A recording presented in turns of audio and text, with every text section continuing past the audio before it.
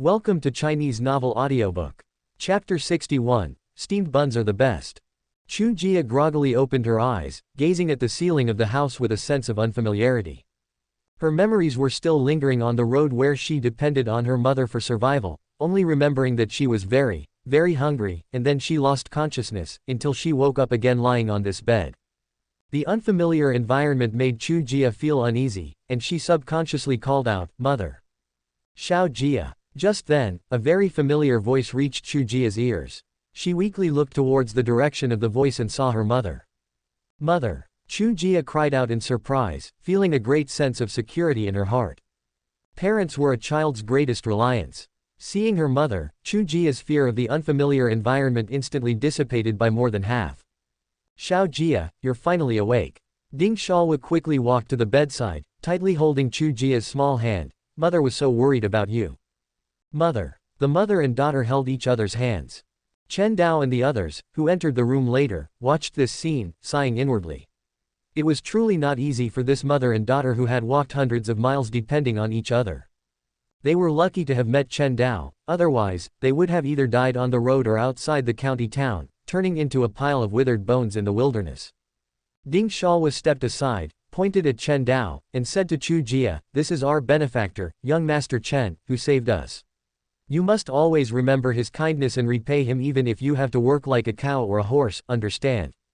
Little Chu Jia, at her young age, did not understand such great principles. Her dark eyes sized up Chen Dao, and she instinctively nodded, saying, "I understand, mother. I will definitely repay our benefactor properly in the future." "That's good, that's good." After some conversation, Chu Jia seemed a little tired. Ding Shalwa quickly found a leftover steamed bun from the kitchen, fed it to Chu Jia, and soothed her to sleep. "Benefactor, thank you so much." Seeing Chu Jia asleep, Ding Shalwa repeatedly thanked Chen Dao and the others, the gratitude on her face almost materializing. Before meeting Chen Dao, she had almost thought her daughter was doomed to die. She didn't even dare to hope that she could survive. It was Chen Dao who changed their fate, not only saving her daughter but also allowing them to have their fill. "Sister Ding, you don't need to be like this." Chen Dao waved his hand and said, "Just call me Chen Dao or Brother Dao in the future. You don't always have to call me benefactor." "All right." Ding Shalwa readily agreed, secretly engraving Chen Dao's kindness in her heart. Comma comma comma comma. Comma comma comma comma. In the blink of an eye, it was evening. Chen Cheng and the others, who had finished work, were a little worried when no one came to deliver food. "Uncle." Chen Cheng looked at Chen Dao and asked, "Why hasn't anyone come to deliver the food yet?" The other four also looked at Chen Dao, waiting for his answer. Chen Dao responded with a smile, "Shalwa came over and told me this afternoon that we won't be eating at the construction site today. We'll eat at my house." "Is that so?" Chen Cheng and the others breathed a sigh of relief and hurriedly followed Chen Dao home. "Everyone's here." Seeing everyone return, Chen Dao, who was feeding the chickens, smiled and said, "You're all in for a treat tonight. We'll have something good to eat." "Something good?" Chen Qi's eyes lit up, and he quickly asked, "Is it chicken soup?" Having tasted a bowl of chicken soup, Chen Qi's favorite food had changed from steamed buns to chicken soup. Of course, his love for steamed buns remained undiminished, but, if he could have steamed buns with chicken soup, that would be even better. "No." Chen Dao shook his head, and disappointment immediately appeared on everyone's faces. At this moment, they heard Chen Dao continue, "There's no chicken soup. But there is egg drop soup and chicken giblets." Egg drop soup and chicken giblets. The disappointed look on Chen Cheng and the others' faces vanished, and a look of surprise spread across their faces. "Brother Dao, is there really chicken giblets to eat?" Chen Cheng asked, his eyes shining. "Of course, it's true. Come with me." Chen Dao led everyone into the kitchen. Everyone's eyes turned to the food on the table. As Chen Dao had said, there were not only steamed buns on the table but also a large basin of egg drop soup and a small plate of chicken giblets. Everyone looked at the small plate of chicken giblets, their eyes bursting with fiery light. The taste of chicken giblets was certainly not as good as chicken meat, but no matter how inferior it was still meat. For Chen Cheng and these few people who hadn't eaten a bite of meat for many years, even just a small plate of chicken giblets was enough to surprise them. However, although the chicken giblets were good, the quantity seemed a little too small. Including Chen Dao, Chen Dao's family, and Ding Shalwa and her daughter, there were as many as 8 people, plus themselves. A full 13 people. This small plate of chicken giblets probably wouldn't be enough to share. Let's all share a little bit of chicken giblets. Chen Dao said with a smile, just taste it. If you want to eat your fill, you still have to rely on steamed buns. As he spoke, Chen Dao picked up his chopsticks and started dividing the chicken giblets, giving each of Chen Cheng and the others a little bit. Then, the group of men carried their bowls to the front yard to eat. As for the women, they stayed in the kitchen to eat. It is worth mentioning that Ding Shalwa's daughter, Chu Jia, was already able to get out of bed. At this time, she was also at the dining table, sitting next to Chen Fei, feeling a little restrained. Mother. Chu Jia looked at the food on the table, pointed at the white, plump steamed buns, and asked softly, "What is this?" It wasn't that Chu Jia was ignorant, but having been born in the countryside and her family being poor, she had never eaten food like steamed buns, so she naturally didn't know what it was. However, the aroma wafting from the white, plump food made Chu Jia couldn't help but swallow her saliva. Although she didn't know what kind of food it was, she instinctively felt that this food that looked very good must be better than what she had eaten before. This is a steamed bun. Chen Fei explained to Chu Jia from the side, steamed buns are very delicious. Even more delicious than white rice. Yes, steamed buns are the most delicious. Chen Titan echoed. Ever since he had eaten steamed buns, he didn't like eating white rice anymore and begged Hequilian to make steamed buns to eat every day. Steamed bun. Chu Jia tilted her small head. She had eaten very little white rice. In her memory, white rice was the most delicious food, but Chen Fei and Chen Titan said that steamed buns were even more delicious than white rice. This made Chu Jia even more eager to taste the steamed buns, but the unfamiliar environment and people made her subconsciously feel a little restrained and dare not reach out to take the steamed buns on the table casually. Eat. Fortunately, at this time, Li Ping spoke, signaling everyone to start eating. Let's eat. Chen Fei was the fastest, grabbing a piece of steamed bun and stuffing it into her mouth. Chen Titan was also quick, having Hequilian scoop him a bowl of egg drop soup to eat with the steamed bun. Chu Jia carefully tore off a piece of steamed bun and put it in her mouth.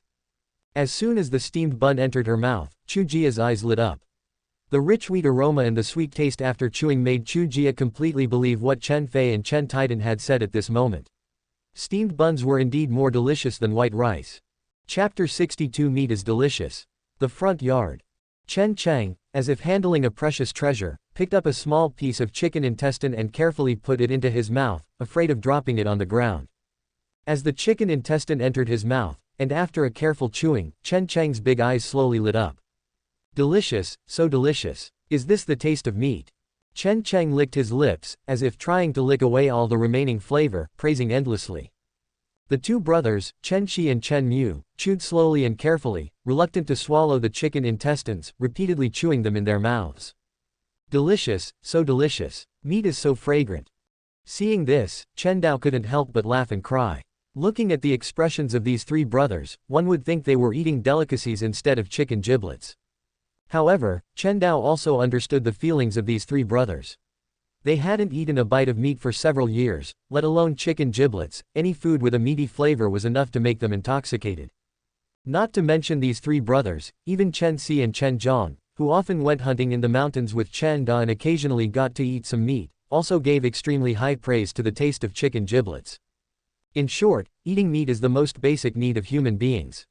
For ordinary people who can't afford meat all year round, even chicken giblets, which are not strictly considered meat, are enough to make them feel satisfied and spiritually happy. Cheng Zhe. Chen Dao took a sip of egg drop soup and said with a smile, if you work hard, you might be able to eat meat in a while. Really? The five of Chen Cheng looked at Chen Dao in surprise. They were always willing to believe what Chen Dao said, because the things Chen Dao promised had never failed to materialize. Of course. Chen Dao nodded. As long as you work hard, you will definitely be able to eat meat. Don't worry, Dao Zhe, we will definitely work hard. We will definitely build Dao Zhe's house beautifully. Dao Zhe, just watch, we will definitely build your house well. Quote. Chen Cheng and the others were even more excited when they received Chen Dao's affirmative answer. Being able to eat meat by working hard. Such a thing was unimaginable in the past. 2 days later. The sky had just brightened when Wuhan got up from the bed. Lao Wu, what are you getting up so early for? Wuhan's wife, Zhang Ya, asked, hearing the movement. There's business today, I have to go out early. Get up quickly and make breakfast. Wu Han replied casually, then put on his clothes and opened the door of his house. He saw 3 strong young men dressed in thick clothes waiting outside the door. A gust of cold wind blew, and the 3 men shivered. Why are you here so early? Wu Han asked with some surprise. These 3 young men were none other than his wife Zhang Ya's 3 younger brothers. Wu Han's wife, Zhang Ya, was not from the county town, but from a village outside the city. Since marrying Zhang Ya, Wu Han had also taken on the responsibility of taking care of Zhang Ya's family, bringing her 3 younger brothers into the city. Wu Han originally wanted Zhang Ya's 3 younger brothers to help him, and that's what he used to do. The 3 brothers helped Wu Han, and Wu Han paid them, allowing them to live in the city. However, recently, as business became more and more difficult, Wu Han couldn't take care of these 3 brothers anymore, so he could only let them find some physical work in the city themselves. The 3 brothers didn't complain, and didn't even stay at Wu Han's house to affect the lives of the couple. Instead, they relied on their own efforts, working while living in the cheapest houses. Although life was a little harder, they could still survive. It was precisely because of the 3 brothers' honest nature that Wu Han was willing to help them. If these 3 brothers were really the kind of idle people, even if Wu Han helped them for Zhang Ya's sake, he wouldn't try so hard. Didn't brother-in-law ask us to come? Zhang Ming, the eldest of the 3 brothers, said with a simple smile. A few days ago, brother-in-law Wu Han asked someone to notify them, saying that he had a business deal to do with the 3 of them, and asked them to come today. So they got up early in the morning and came to Wu Han's door without even eating breakfast. Xiao Ming, you're too honest. Wu Han joked with a smile, coming so early, and you didn't even know to knock on the door. We were afraid of disturbing brother-in-law and sister, weren't we? The second brother, Zhang Shui, said with a smile. The 3 brothers still had a good impression of their brother-in-law Wu Han. After marrying their sister, Wu Han had been doing his best to help them. They remembered all these things in their hearts. All right. Wu Han didn't say much, and asked, have you had breakfast yet? If you haven't, come in and have some. Not yet. The 3 brothers didn't stand on ceremony with Wu Han and went straight into the house. Ming Zhe, you're here. Zhang Ya, who had already gotten up and was busy in the kitchen, poked her head out and greeted the 3 brothers, then shrank back to continue her work. Wu Han gestured for the 3 brothers to sit down in the living room, and then said, how's the work you've been doing in the city recently? Barely enough to eat. Zhang Ming replied, brother-in-law should know that the price of grain in the city is getting higher and higher. I heard the laborers say that in the past, working for a day could earn enough food for a family, but now it's difficult. The 3 of us work together, and we can only earn 30 copper coins a day, and that doesn't include food. 30 copper coins. Wu Han widened his eyes and said in disbelief, how can it be so little? I don't know either. Zhang Ming scratched his head and said, the boss said that there are too many people looking for work now. Not to mention 10 copper coins, even 5 copper coins for a day's work, someone will do it. It's just that he sees that the 3 of us are honest and work hard without being lazy, otherwise he wouldn't be willing to hire us. Wu Han opened his mouth, his heart heavy. He knew that life in the city was difficult now, but he didn't know that it was so difficult. 3 strong laborers working for a day only earn 30 copper coins, enough to buy 1 caddy of rice. This damn world. Wu Han cursed in his heart and chose to skip this topic. The reason I asked you to come this time is because I have a business deal that needs your help. Brother-in-law, tell us. We will definitely help with your affairs. The 3 brothers patted their chests and made a guarantee. They were very willing to help Wu Han. Because of their kinship, Wu Han was always more considerate of them. For the same work, Wu Han would always be willing to give them more pay. Wu Han nodded, getting the guarantee from the 3 brothers, and said, this time's business requires going outside the city. The reason I asked you to come is to help protect the truck, so as not to be targeted by thieves outside the city. Wu Han's business this time was naturally the white-feathered chicken transaction agreed upon with Chen Dao. In the past, when Wu Han bought live poultry, he would occasionally go out of the city, but at most he would not be more than a mile away from the county seat. Now he has to go to Chenjia village, which is more than 10 miles away. Chapter 63 Wu Han arrives. To be honest, Wu Han was somewhat apprehensive about going so far to collect goods. He knew a thing or two about the situation outside the city. There were refugees everywhere, and bandits and highwaymen were as common as hairs on an ox. Danger could arise at any moment. However, Chen Dao was offering too much. Not only would he get a profit of 100 copper coins for each white feather chicken, but Chen Dao had also found a buyer for him. All he had to do was go to Chenjia village, bring the chickens back, and he could earn a considerable profit. As a peddler, Wuhan couldn't refuse such a deal. Therefore, no matter how dangerous it was outside the city, Wuhan had to make this trip. Do you need us to help guard you? The Zhongming brothers exchanged glances, and then they all made assurances. Brother-in-law, don't worry. We can definitely ensure your safe return. Brother-in-law, you can leave this matter to us. We can definitely protect you and the goods. Even if we die, we will definitely protect you, brother-in-law. Quote. The three brothers were clearly not very afraid of going outside the city. Because their parents were still in a village outside the city, they often went out of the city to go home. Occasionally, they would encounter thieves, but they always managed to escape unscathed. I definitely trust you. Wuhan nodded when he saw the three brothers' expressions, and continued, don't worry, if this deal can be made, your brother-in-law will definitely not be stingy. At least this much for each of you. Wuhan held up 2 fingers, and the three brothers' eyes immediately lit up. 2 fingers definitely didn't mean 20 copper coins, but 200. 200 copper coins was not a small amount for the three of them. They only earned 30 copper coins for a full day's work. And a trip outside the city could earn them 600. At that moment, the three brothers secretly resolved in their hearts that they would protect their brother-in-law and the goods, even if it cost them their lives. The food is ready, come and eat. At this time, Zhongya poked her head out of the kitchen and called everyone to eat. The three brothers, who had rushed to Wuhan's house early in the morning, were already hungry. They hurried into the kitchen to eat with Wuhan and his wife. After breakfast, each of them took up their weapons. Wuhan pulled out his only donkey cart, and the 4 of them set off towards the outside of the city. After the donkey cart left the city, it entered the official road, which was lined with dense forests on both sides. Wuhan and the 3 Zhongming brothers looked solemnly at the forests on both sides, wary of the thieves who might appear at any time. There are really a lot of refugees. Looking at the listless refugees walking on the official road, Wuhan felt heavy in his heart. When he left the city earlier, he had noticed the large number of refugees gathered outside the city, and he had also seen many corpses starving to death outside the city. He thought that was shocking enough, but he didn't expect that there were just as many refugees on the official road. These refugees may think that the county town is where hope lies, but they don't know that even if they get to the county town, they won't be able to enter the city, let alone get a little food from the government. The donkey cart moved slowly. Perhaps because there were no goods on the cart, the speed was relatively fast. In just over half an hour, Wuhan and his party arrived smoothly at the entrance of Chenjia village. Stop. However, Wuhan, who was about to enter the village, was stopped by a young man. A young man standing under a tree at the entrance of the village reached out to stop the donkey cart and asked loudly, "Who are you?" The young man was none other than Chen Dao. Since the last incident of refugees trying to break into the village chief Chen He had taken countermeasures. Every day, he would arrange for a young and strong man from the village to guard the entrance of the village, and observe the situation at the entrance of the village at any time, in order to prevent refugees from breaking into the village again.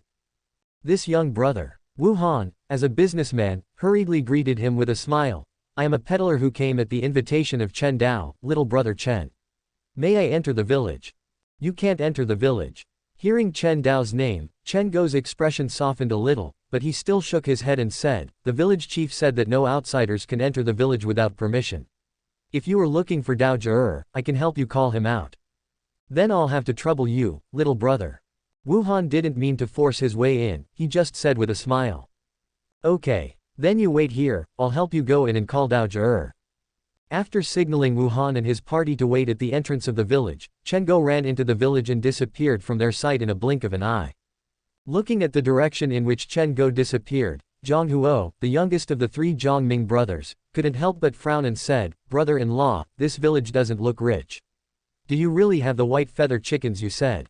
On the way to Chenjia village, Wuhan had already told the 3 brothers the details of the deal, so the 3 brothers knew that Wuhan was coming to Chenjia village to buy white feather chickens. It's just. The 3 brothers looked past the entrance of the village and looked inside Chenjia village. They saw that the situation in Chenjia village was no different from their village. The village was sparsely populated and looked particularly desolate. It didn't look like a rich village at all. No matter how you looked at it, it didn't look like it could have the white feather chickens that his brother-in-law said. Let's wait and see. Wuhan was also a little uncertain, but since he had already come, he had to see the situation before making a decision. Besides, little brother Chen didn't seem like a liar, he shouldn't trick me into making a wasted trip, right? Comma comma comma comma. Comma comma comma comma. In Chen's house, when Wuhan arrived at the entrance of the village, Chen Dao was feeding the chickens and counting the number of chickens. In the past 2 days, another 7 chicks have hatched. At this time, the total number of yellow feather chickens has reached 47, including 15 adult yellow feather chickens, 29 juvenile yellow feather chickens, and 3 blood feather chickens. The reason why the number of blood feather chickens has not increased is because Chen Dao eats 1 blood feather chicken every day to practice boxing these days.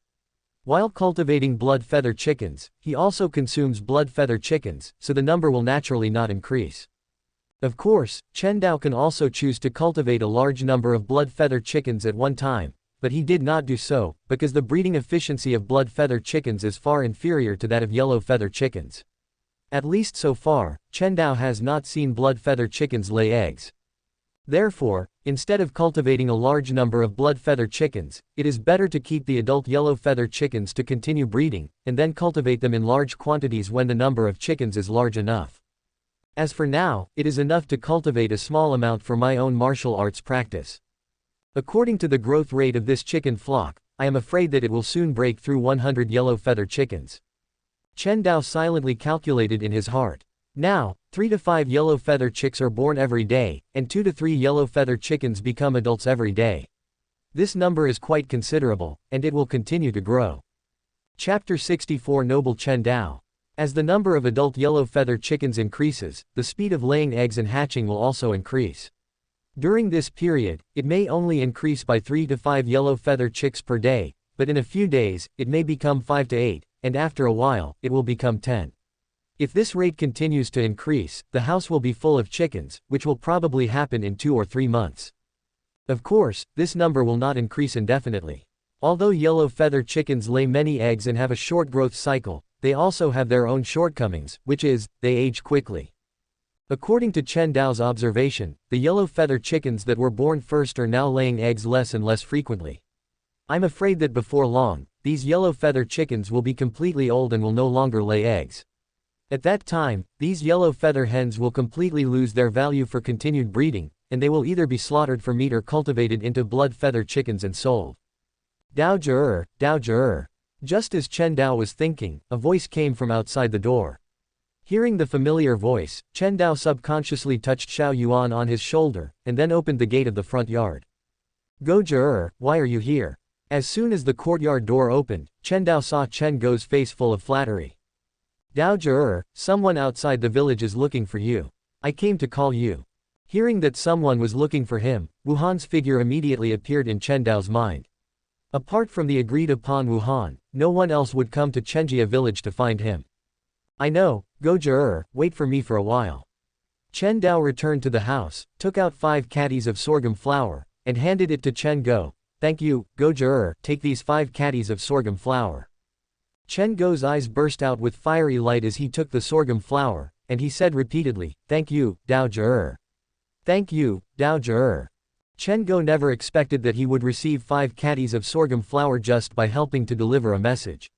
At this time, he was naturally overjoyed and extremely grateful to Chen Dao. You're welcome. Chen Dao waved his hand with a smile, and then went directly to his construction site, found Chen Dao, and went straight to the point. Uncle, the person who buys white feather chickens is here. How many chickens do you plan to sell this time? Wuhan is here. Chen Dao, who was unloading wood, was stunned. After thinking for a while, he said, let's sell 20 this time.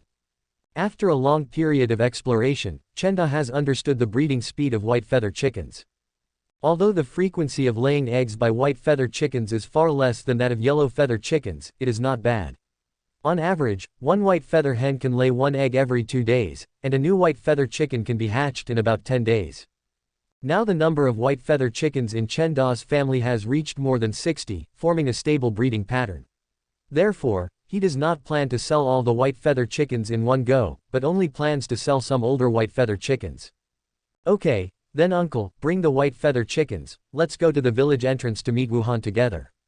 Soon after, Chen Dao returned home, brought all the white feather chickens that needed to be sold, and then the two of them came to the entrance of the village together and saw Wu Han and his 4 men who were stomping their feet and waiting.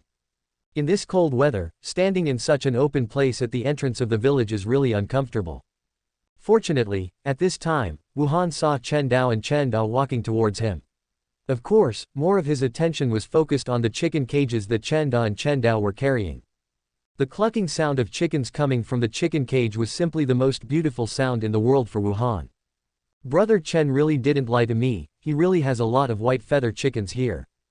Wu Han was enthusiastic, and hurried forward to greet Chen Dao and the two of them. Brother Chen Dao. Brother Wu. Chen Dao hugged Wu Han gently and smiled. You came really early. After speaking, Chen Dao glanced at the Zhongming brothers next to Wu Han and said, Brother Wu, your manpower is not safe enough to leave the city. Chen Dao has personally experienced the danger of the official road outside the city, and he knows very well that Wu Han's manpower is not enough to ensure the safety of himself and his goods. This is also something that can't be helped.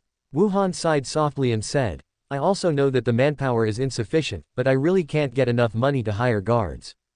There was one more thing Wu Han didn't say, and that was that he wasn't sure whether Chen Dao really had white feather chickens to sell to him. Before seeing the profit, he was naturally reluctant to spend a lot of money to find enough manpower to act as guards. Fortunately, now he has seen the white feather chickens, and he feels a little more at ease. That's true. Chen Dao didn't dwell on this matter too much. In his opinion, he had already left Wu Han with enough profit, and the risk of leaving the city should naturally be borne by Wu Han. Then let's talk about the white feather chickens. I have already told you, Brother Wu, that these white feather chickens are priced at 400 yuan each. Brother Wu, you shouldn't have any objections, right? Of course not. Wu Han smiled, and then said a little embarrassedly, Brother Chen, I didn't bring enough silver this time. I wonder if you can give me a little grace and pay you the money next time I come. Although Wu Han is a businessman, he is only a small stallholder after all, and he doesn't have much capital on hand. And 20 white feather chickens require as much as 8 taels of silver. It is impossible for Wu Han to have so much money on hand, otherwise he wouldn't be troubled by the government's tax increase. Didn't bring enough money. Chen Dao was stunned for a moment, and after thinking about it, he said, that's no problem. Chen Dao is not worried that Wu Han will renege on this debt. The reasoning is very simple. The white feather chicken business is a surefire deal. Anyone with a long-term vision knows that continuing this business is the most correct choice. Only short-sighted people will think about running away after doing it once. However, Chen Dao changed his tone and said, since you are going to pay next time you come here, Brother Wu, why not do me a favor? What favor? Brother Chen, please tell me. Wu Han said readily. When you come over next time, help me exchange all this money for grain and transport it here, how about that? This is Chen Dao's idea, and it is also Chen Dao's idea.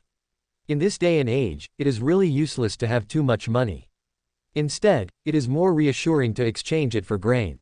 Exchange it for grain. Wu Han didn't think much about it and agreed, that's no problem. If you can't buy enough grain, exchange it for gray feather chickens.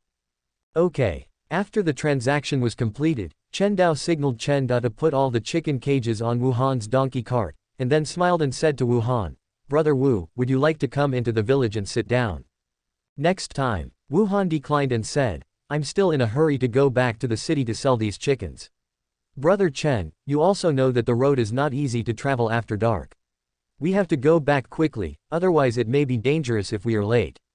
Nowadays, the official road to the county seat is barely considered to be less dangerous during the day, but after dark. Chapter 65 Chen Dao's face. Even in peaceful times, very few people dared to walk outside the city at night, let alone in these times. Not only did they have to be wary of wild animals that could suddenly jump out of the forest, but also those vicious bandits. Unless one was a highly skilled martial artist, they simply wouldn't dare to travel at night. Alright, then we'll head back first.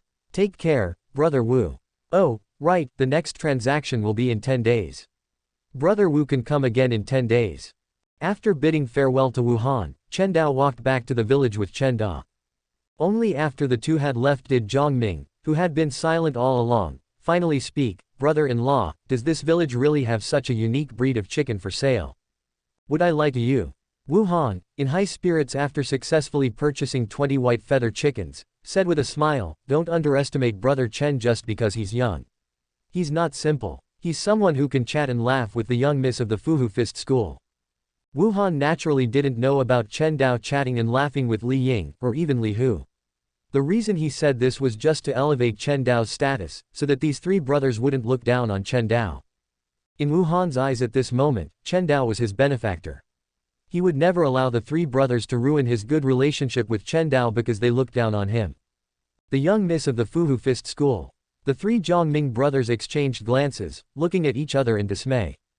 The Fuhu Fist School was one of the largest martial arts schools in Taiping County, and the Master Li Hu was a leading strongman in Taiping County. The status of the young miss of the Fuhu Fist School was naturally high and above.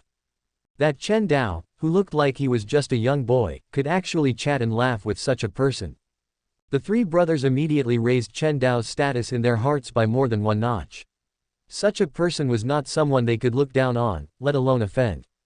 Let's go, back to the city. Wu Han called out, and the four of them got on the donkey cart, starting the cart and slowly heading towards Taiping County. On the way back, the vigilance in Wu Han and the others' hearts was even greater. They kept looking at the trees on both sides of the official road, afraid that some bandits would jump out of the forest. Fortunately, the four of them were lucky. They didn't encounter any bandits until they successfully entered the city. An hour later, the donkey cart stopped in front of the Fuhu Fist School. Wu Han jumped out of the cart and said to Wei Zhe, who was guarding the gate, "This, valiant warrior, please help inform the young miss in the school that a friend of Chen Dao has come to visit." Hearing the name Chen Dao, Wei Zhe sized up Wu Han.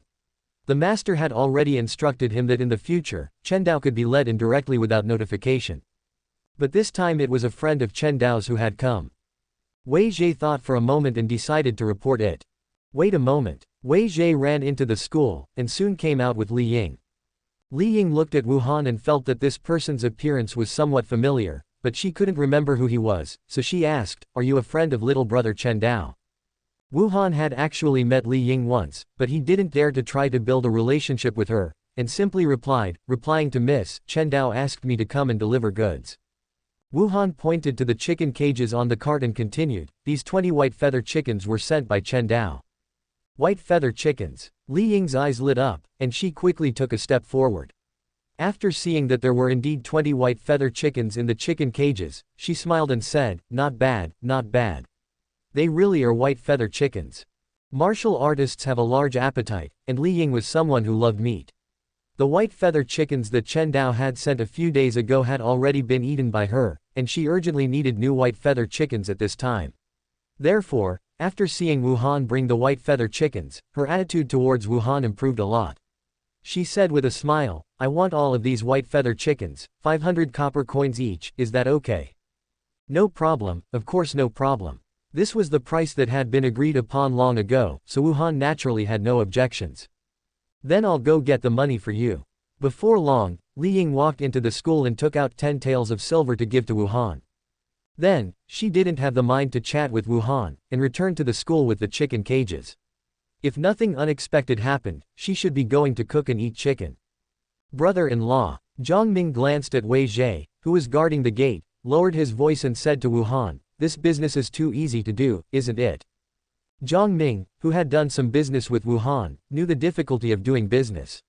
He had never seen such a simple business before. He only needed to buy the chickens from outside the city for 400 copper coins each, and immediately sell them in the city for a high price of 500 copper coins each, and it was a quick sale. Wasn't this money too easy to earn? Not only Zhang Ming, but even Zhang Huo and Zhang Shui were dumbfounded. In their opinion, earning this money was even easier than picking up money. They only needed to make a round trip, and they would instantly have a profit of 2 taels of silver. You must know that the three brothers worked hard all day, sweating profusely, and only earned 30 copper coins. This is all thanks to brother Chen. Wu Han sighed softly. He knew very well that the reason he could earn money so easily was not because he was good at doing business but because of Chen Dao. Only Chen Dao had this unique breed of chicken, the white feather chicken, and only Chen Dao could make the young miss of the Fuhu Fist School give him so much face. If he hadn't reported Chen Dao's name, Wu Han was sure that he probably wouldn't even be able to enter the gate of the Fuhu Fist School, let alone see the young miss of the Fuhu Fist School and successfully sell the white feather chickens for a high price. Chen Dao's influence is too great. Zhang Ming quietly sized up Wei Zhe, who was guarding the gate. Although he was honest, he was very meticulous and noticed the changes in Wei Ji's attitude. When their donkey cart stopped in front of the Fuhu Fist school, Wei Ji's face was expressionless, and even somewhat disgusted. But after reporting Chen Dao's name, Wei Ji's attitude towards everyone immediately improved a lot. Although the difference in attitude before and after was extremely subtle, Zhang Ming still noticed it. Brother Chen is not a simple person. Wu Han couldn't help but show a look of emotion. When he first met Chen Dao was just a thin, ordinary farmer's son, with nothing special about him. Only after multiple contacts did Wu Han discover Chen Dao's extraordinary qualities. Not only could he capture the valuable white feather chicken, but he could even have a relationship with the young miss of the Fuhu Fist school. At this time, Wu Han couldn't help but feel very fortunate that he had kindly helped Chen Dao at the beginning, otherwise this white feather chicken business, which was so profitable and so simple, probably wouldn't be his turn to do. While Wu Han was sighing, he and the three brothers got on the cart and drove the donkey cart towards their home. Subscribe to Chinese Novel Audiobook YouTube channel. Chapter 66 The Commitment to Eat Meat. Back home, Wu Han parked the donkey cart and immediately closed the doors and windows of the house tightly.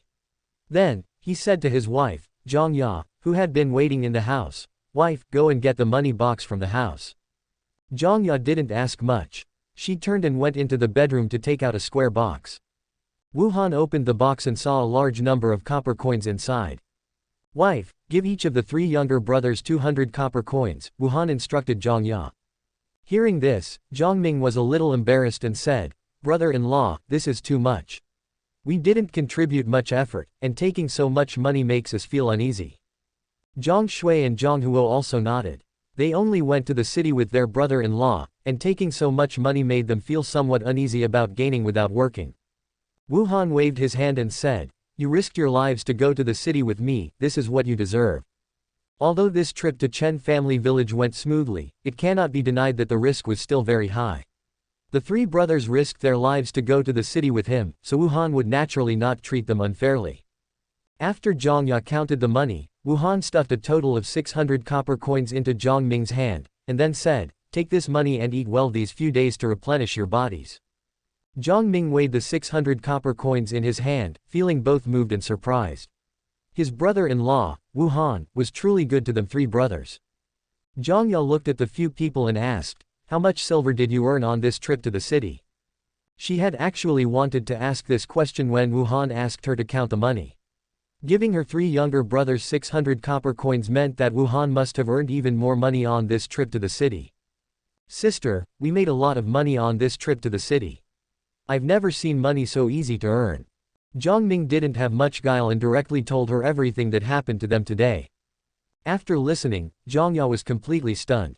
Is there really such easy money to be made in this world? Zhang Ya's eyes widened. As Wu Han's wife, Wu Han wouldn't hide most things from her, so she knew how difficult business had been recently. It was precisely because she knew how difficult business was that she seemed so shocked at this moment. Just one trip to the city, bringing 20 chickens back to the city, could earn a profit of 2 taels of silver. This business was as easy as picking up money. Brother Chen is my, Lao Wu's, benefactor. Wu Han sighed softly and handed 10 taels of silver to Zhang Ya. "Wife, put this money away properly. 8 taels of silver are for Brother Chen's payment for the goods, and don't touch the remaining 2 taels. This is the money I plan to use to hire guards." "I understand." Zhang Ya held the 10 taels of silver tightly in her hand and nodded solemnly. Time flies, and it is now mid-September in the blink of an eye. On September 15th, Chen Dao's family, Ding Shaohua and her daughter, and Chen Cheng, all 5 of them stood in front of a brand new house, looking delighted. The reasons for the joy of Chen Dao's family, and Ding Shaohua and her daughter are self-evident. As for Chen Cheng and the 5 of them, they were happy but also a little lost. They were happy because the house they had built with their own hands was finally completely completed. Seeing the house they built with their own eyes come into being gave them a strong sense of accomplishment. But the loss was because the house was built, and their work was gone. In the future, they would probably find it difficult to live a life where they could eat their fill of steamed buns and occasionally have egg drop soup. Not far from the crowd, there were also many villagers watching the excitement.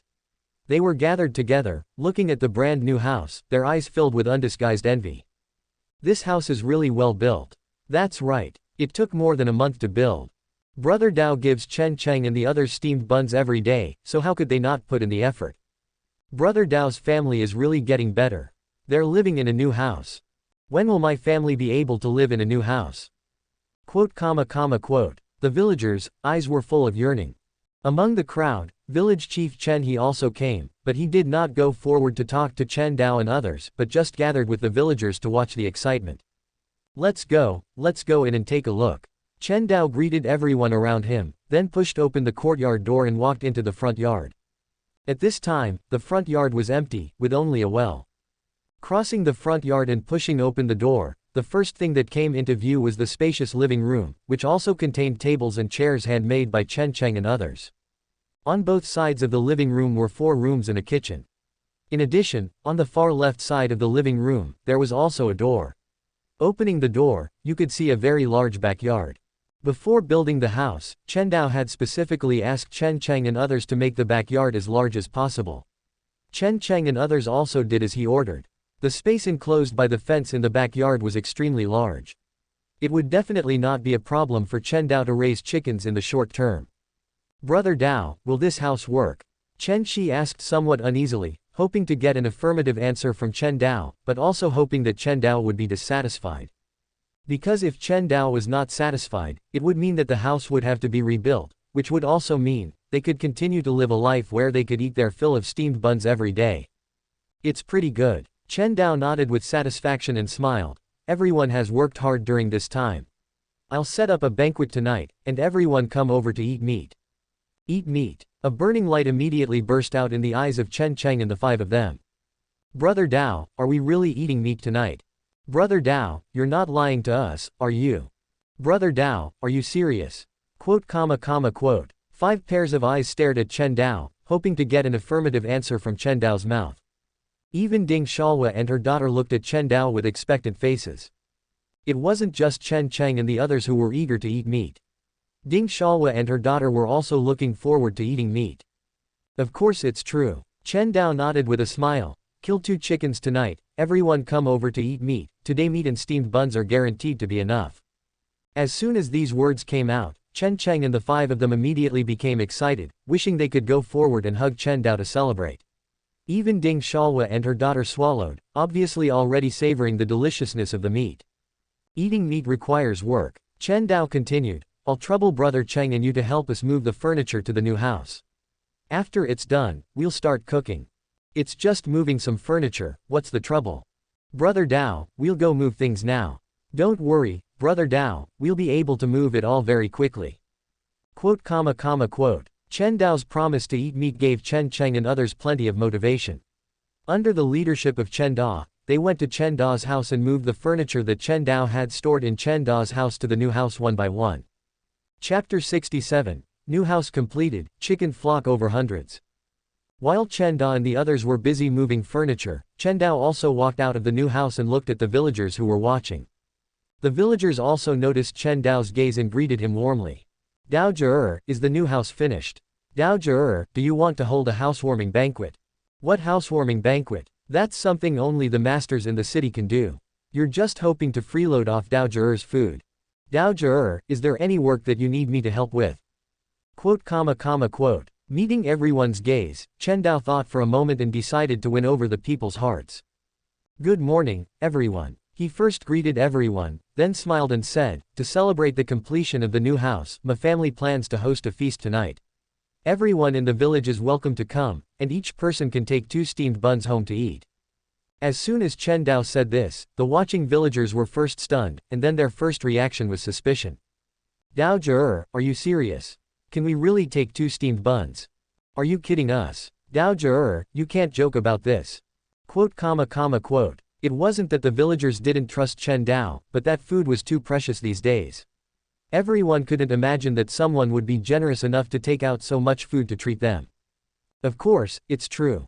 Chen Dao nodded affirmatively. During the time the house was being completed, Wuhan had come over again and brought a large amount of food.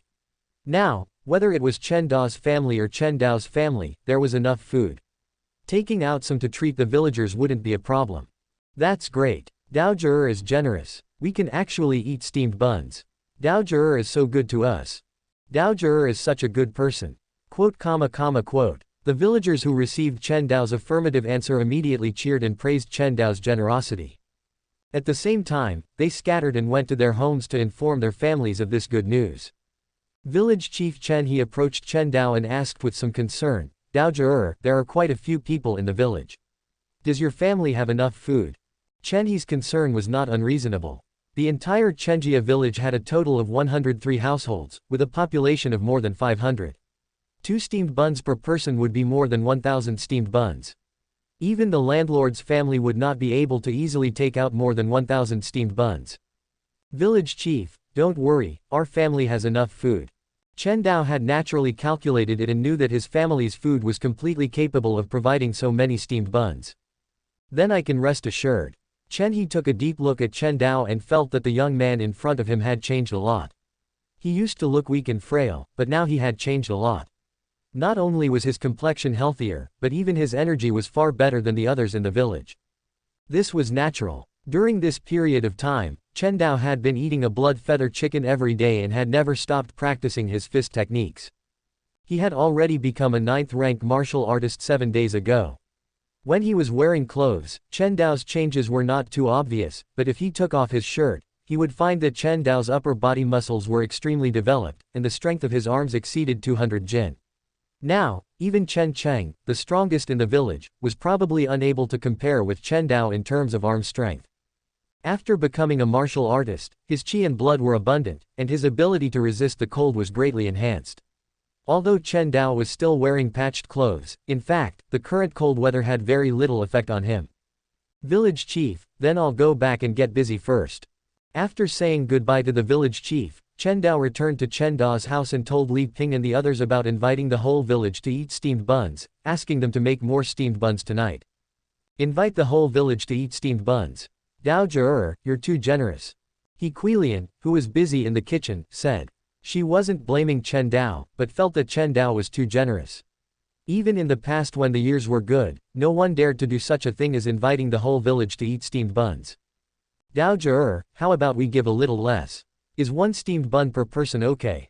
Li Ping also frowned. Now she had handed over all the affairs of the family to Chen Dao and rarely asked about Chen Dao's decisions. But when she heard that Chen Dao was going to invite the whole village to eat steamed buns, she couldn't help but speak up. The reason was that Chen Dao's behavior was too extravagant. With a wave of his hand, he sent out thousands of steamed buns. Although the family was now rich in food, it couldn't be wasted like this. Mother, just do as I say. Chen Dao sighed in his heart. The reason why he invited the whole village to eat steamed buns was not purely to win over people's hearts, but more out of sympathy for the villagers.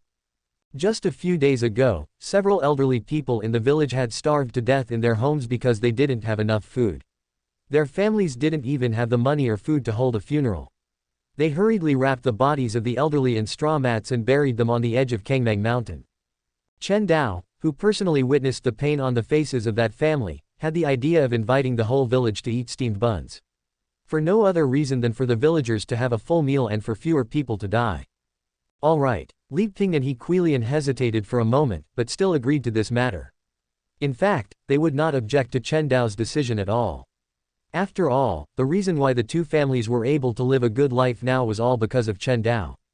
Even Chen Dao would not object to Chen Dao's decision, let alone the 2 women. So, the kitchen began to get busy, and Li Ping, Ding Shalwa, and He Quilian were making steamed buns in the kitchen. Chen Dao then came to the front yard to check on the chickens he raised.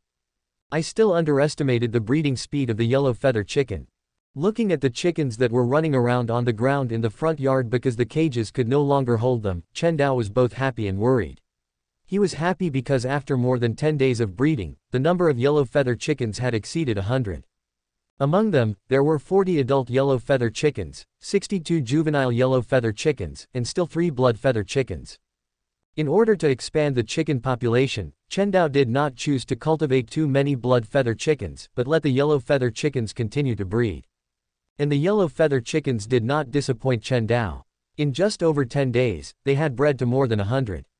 Now, about 12 yellow feather chicken chicks were hatching every day, and the breeding speed was further increasing. What worried Chen Dao was, as the number of yellow feather chickens increased, the cage raising method could no longer be continued. In fact, 10 days ago, the cages placed in the front yard could no longer hold so many yellow feather chickens, so some of the yellow feather chickens had to be placed outside the cages in free range. At first, Chen Dao was quite worried that these yellow feather chickens would run around, but fortunately, there was little black. Perhaps because of the higher bloodline level, these yellow feather chickens were extremely afraid of little black. Chen Dao could control these yellow feather chickens through little black, so that they would not run around. Chapter 68 Joyful. Cluck, cluck. No sooner said than done, little black happily ran to Chen Dao's feet and rubbed his calf with the feathers on his neck. Seeing this, Chen Dao immediately realized that this fellow wanted to eat something. So, Chen Dao returned to the house and took out food to feed little black and the yellow feather chicken flock. In addition, Chen Dao also took out the bamboo leaves he had collected in advance and gave them to little round to eat. Watching the little animals eating happily, Chen Dao smiled and began to kill chickens to practice his fist techniques. After slitting the throat of a blood feather chicken to drain its blood, Chen Dao placed the chicken's corpse in the kitchen for Li Ping to cook, then returned to the front yard, drank the chicken blood in one gulp, and began to practice the tiger subduing fist. Half an hour later, Chen Dao finished his stance and exhaled a breath of stale air. My arm strength should now exceed 250 pounds, and the defensive power of my skin has also become much stronger. Chen Dao pinched the skin on his arm hard, feeling it was full of toughness. Even with his current strength, breaking through his skin's defense would probably not be an easy task. This was also a sign of a 9th-rank martial artist, skin as tough as cowhide, which not only greatly reduced the damage from sharp weapons such as knives and swords but also had a buffering effect. Blunt weapon attacks on a 9th-rank martial artist would have most of their power buffered by the tough skin, greatly slowing down the damage to the internal organs. After practicing his fist techniques and eating the chicken, Chen Dao took a cold shower and then joined Chen Cheng and the others to move furniture and livestock such as the yellow feather chickens. Chen Lian walked on the road home. Her body was extremely cold, but her heart was full of warmth. After hearing Chen Dao's promise to treat the whole village to steamed buns, Chen Lian didn't dare to delay for a moment and hurried home.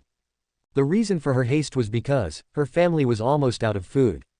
Chen Lian's parents died early, and she lived with her grandmother. Under the current circumstances, it was obviously very difficult for two women to survive. Fortunately, in the past, during peaceful years, other relatives in the village would provide some assistance, so that Chen Lian and her grandmother would not starve to death. But with the arrival of the cold disaster, every household was struggling, and the villagers' assistance to Chen Lian's family naturally disappeared, which led to a sharp decline in Chen Lian's family's situation. If it hadn't been for some stored food in the past, Chen Lian and her grandmother would probably have starved to death at home. But the stored food would eventually run out. These days, Chen Lian watched the food in the rice jar gradually decrease, and she was anxious. The family didn't have a single copper plate anymore. Once the food ran out, the result for her grandmother and her would only be starvation. It was precisely because of the difficulties at home that Chen Lian was extremely excited when she heard Chen Dao's promise of 2 steamed buns for each villager, and she couldn't wait to go home immediately to tell her grandmother the good news. Fortunately, Chen family village was not large. In less than a quarter of an hour, Chen Lian returned home. "Grandma, Grandma!" Chen Lian immediately called out excitedly when she returned home. Hearing the noise, Grandma He Shuihua walked out of the house and asked in confusion, "Xiao Lian, what's wrong?" "Grandma, let's go inside and talk." Chen Lian helped her stooped grandmother into the house, trying to keep her away from the cold wind as much as possible. After sitting down in the house, Chen Lian said excitedly, "Grandma, there is good news. Do you know Dao Zhe from the village?" "Dao Zhe?" He Shuihua recalled carefully and said, "Is he Chen Ping's son?" Because He Shuihua was older and had bad legs, she rarely went out, but she had heard some of Chen Dao's reputation. There was no way around it. Chen Dao's name was now a celebrity in the village. When the villagers chatted, they couldn't do without Chen Dao in 3 sentences. "That's him." Chen Lian nodded and said excitedly, "Dao Zhe said that tonight when their new house is completed, he will treat everyone in the village to a feast." A feast? He Shuihua was stunned, a look of recollection flashed in her eyes. The word, feast, was a very distant thing for her. In the past, during peaceful years, there would be banquets in the village for every wedding and funeral, but since the arrival of the cold disaster, this custom had gradually disappeared in the village. Every household could not get enough to eat, so who would be willing to hold a banquet? "That's right," Chen Lian said. Dao Zhi said that tonight each villager can go to his house to get 2 steamed buns to eat. 2 steamed buns per person. He Shuihua was completely surprised. Chen family village had a total of more than 500 people. 2 steamed buns per person meant more than 1,000 steamed buns. Where did that kid from Chen Ping's family get so much food? Yes, yes, Chen Lian said with a look of longing. I heard other villagers say that the steamed buns are especially delicious. I haven't eaten steamed buns before. Looking at the longing on Chen Lian's face, a trace of sadness flashed in He Shuilian's turbid eyes. Her son and daughter-in-law had left early, and the family had also lost its strong labor force, which led to a very bad life for this family. Chen Lian was already an 18-year-old girl, but she was so longing for a steamed bun. Xiao Lian, it's all grandma's fault. Tears slid from He Shuihua's turbid eyes. In fact, Chen Lian was not a lazy person, but very diligent. The few acres of land in the family were well managed, and the annual harvest was very good. But because she had to take care of her old woman, she could only tighten her belt, not get enough to eat, do a lot of work, and even be disliked for marriage because she was a burden. He Shuihua only felt that she was very sorry for Chen Lian. Grandma, what are you talking about? Chen Lian reached out and wiped the tears from her grandmother's face and said, if it weren't for you taking care of me when I was a child, I might not have survived. Where have you let me down? After speaking, Chen Lian said again, Grandma, don't cry anymore. Today is such a big happy event, why are you still crying? Don't cry, don't cry. He Shuihua wiped the tears from her face and squeezed out a smile. Let's go to Dao Zhi's house to eat steamed buns together tonight. Yeah, Chen Lian nodded repeatedly. I have smelled the taste of those steamed buns many times. Just smelling the taste, I know they are very delicious. After speaking, Chen Lian couldn't help but sigh with emotion. Dao Zhi is really a good person. He is willing to share so many steamed buns with us. Similar conversations to the one in Chen Lian's house were being staged in one villager's house after another. In less than half an hour, the news that Chen Dao's family was going to hold a banquet and give each villager 2 steamed buns to eat spread throughout the entire village. As a result, the villagers throughout the entire village became excited, and cheers rang out in one house after another. The entire village was like celebrating the new year, and there was joy everywhere. Chapter 69 County Magistrate Chen Dao. In the afternoon, as the sun began its descent, the villagers emerged from their homes with excitement, heading straight for Chen Dao's residence. Chen Lian also assisted He Shuihua as they left their house, making their way to Chen Dao's place as quickly as possible. It smells so good. Approaching Chen Dao's home, Chen Lian's nose twitched, inhaling the aroma unique to steamed buns that permeated the air, instantly stirring a sense of hunger within her. The village hasn't been this lively in a long time. He Shuihua's cloudy eyes surveyed the scene before her, witnessing villager after villager consciously lining up to receive steamed buns from Chen Dao's house, their faces filled with joy. This scene of the entire village turning out, bustling with activity, stirred a sense of wistfulness within He Shuihua. In the past, during prosperous years, Chenjia village could reluctantly be considered a relatively wealthy village, and such lively scenes would occasionally occur. However, since the arrival of the coal disaster and the government's tax hikes, the village had not been so bustling for a very, very long time. Uncle, I'm here to collect my steamed buns. Chen Go, the first in line to enter Chen Dao's courtyard, wore a flattering smile as he spoke to Chen Dao, who was distributing the steamed buns to everyone. Chen Dao had ultimately entrusted the task of distributing the steamed buns to Chen Dao, as he believed the villagers wouldn't dare to haggle with him. If it were Li Ping or He Quilian doing the job, they might not be able to keep these villagers in check. Oh, it's Go Zhi. Chen Dao glanced at Chen Go, his impression of him not too bad. Although Chen Go was a bit crafty, he wasn't a bad person. Therefore, Chen Dao didn't refuse Chen Go, directly handing him 2 steamed buns. Thank you, uncle, thank you, uncle.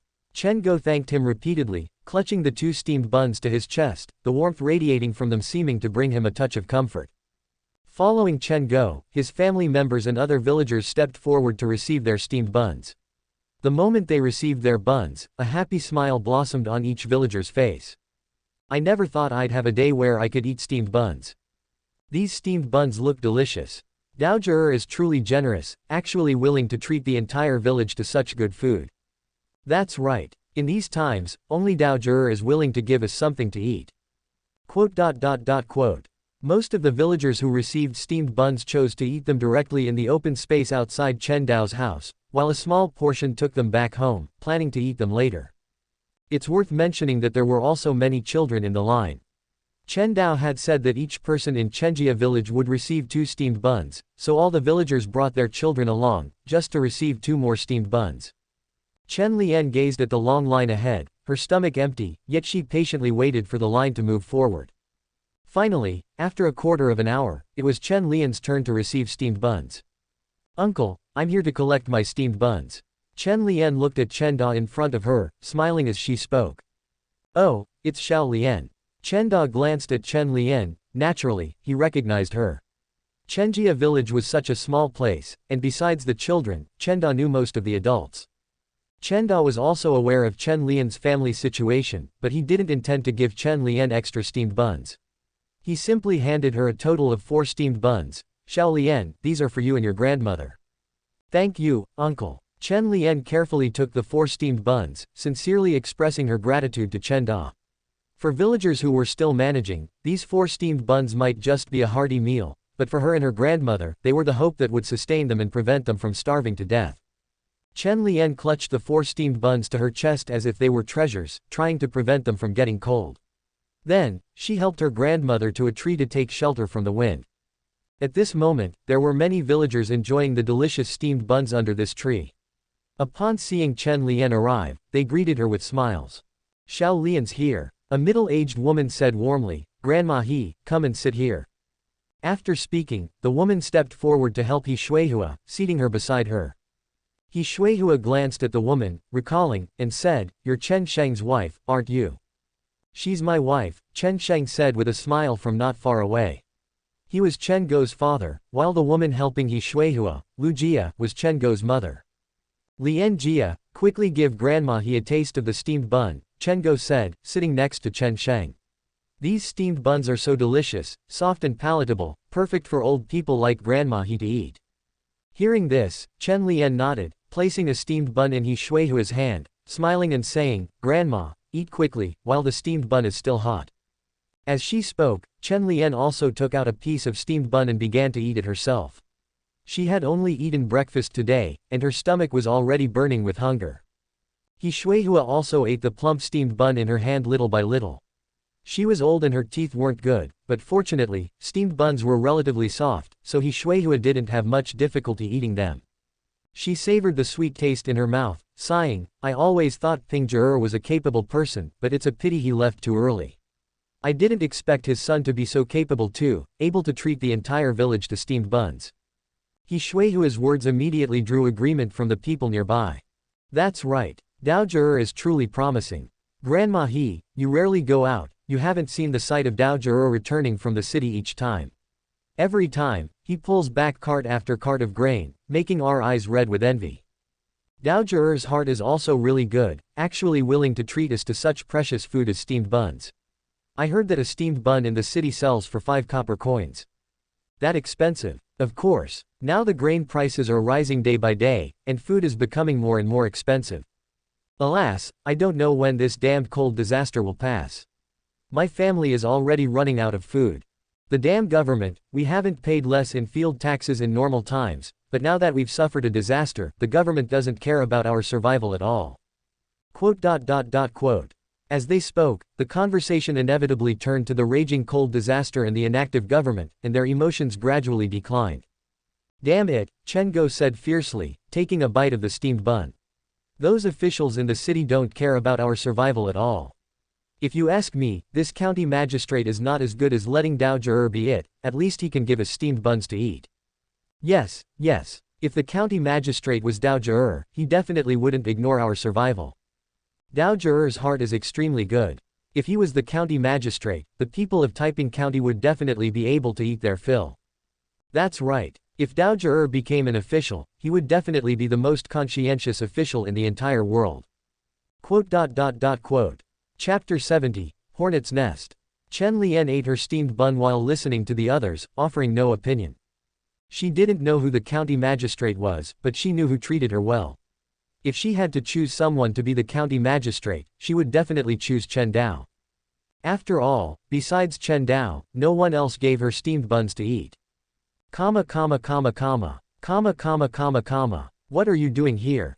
While the others under the tree were chatting, Chen Dao, who was handing out steamed buns in front of Chen Dao's house, glared at the three people in front of him, his face full of disgust. The three people in front of him were none other than the Chen Jin brothers, who had previously tried to break into his house. After a month of recuperation, the three brothers had finally recovered from their injuries. However, all three of them were now disfigured. When Xiao He attacked, it wouldn't show mercy or avoid vital points, but would peck wherever it could. The Chen Jin brothers, who were attacked by Xiao He that night, now had small pits all over their faces, making them look like a hornet's nest, which was very frightening. Not only on their faces, but there were even more pitted areas on their bodies, but they couldn't be seen because they were covered by clothes. It must be said that these three brothers were also tough. If an ordinary person was pecked all over by Xiao He and then beaten by the village chief, they would lose at least half their life even if they didn't die. But these three brothers miraculously recovered after recuperating at home for a month. Of course, this was also because, although these three brothers were stupid, they at least had some food stored at home, which allowed them to barely survive for a month. That's why, as soon as they recovered, they heard the news that Chen Dao was inviting the whole village to eat steamed buns, and immediately rushed over excitedly. "Uncle, what are you saying?" Chen Jin was still a little afraid of Chen Dao, but he still said with confidence, "Chen Dao said that everyone in the village can come and eat steamed buns. We three brothers are also villagers of Chenjia village, so why can't we come?" That's right, that's right. We are also from Chenjia village, we also want to eat steamed buns." The three brothers' confident remarks immediately made many of the villagers who were queuing up show disgusted expressions on their faces. These three brothers are really shameless. Wherever there's food, there they are. They even tried to steal things from Brother Dao's house before.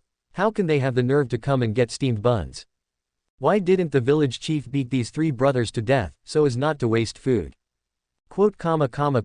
Faced with the villagers' disgust, the three brothers didn't care, but instead said to Chen Dao with confidence, "Chen Dao said that everyone in the village can get steamed buns, could it be that he doesn't keep his word?" As soon as these words came out, Chen Dao hesitated.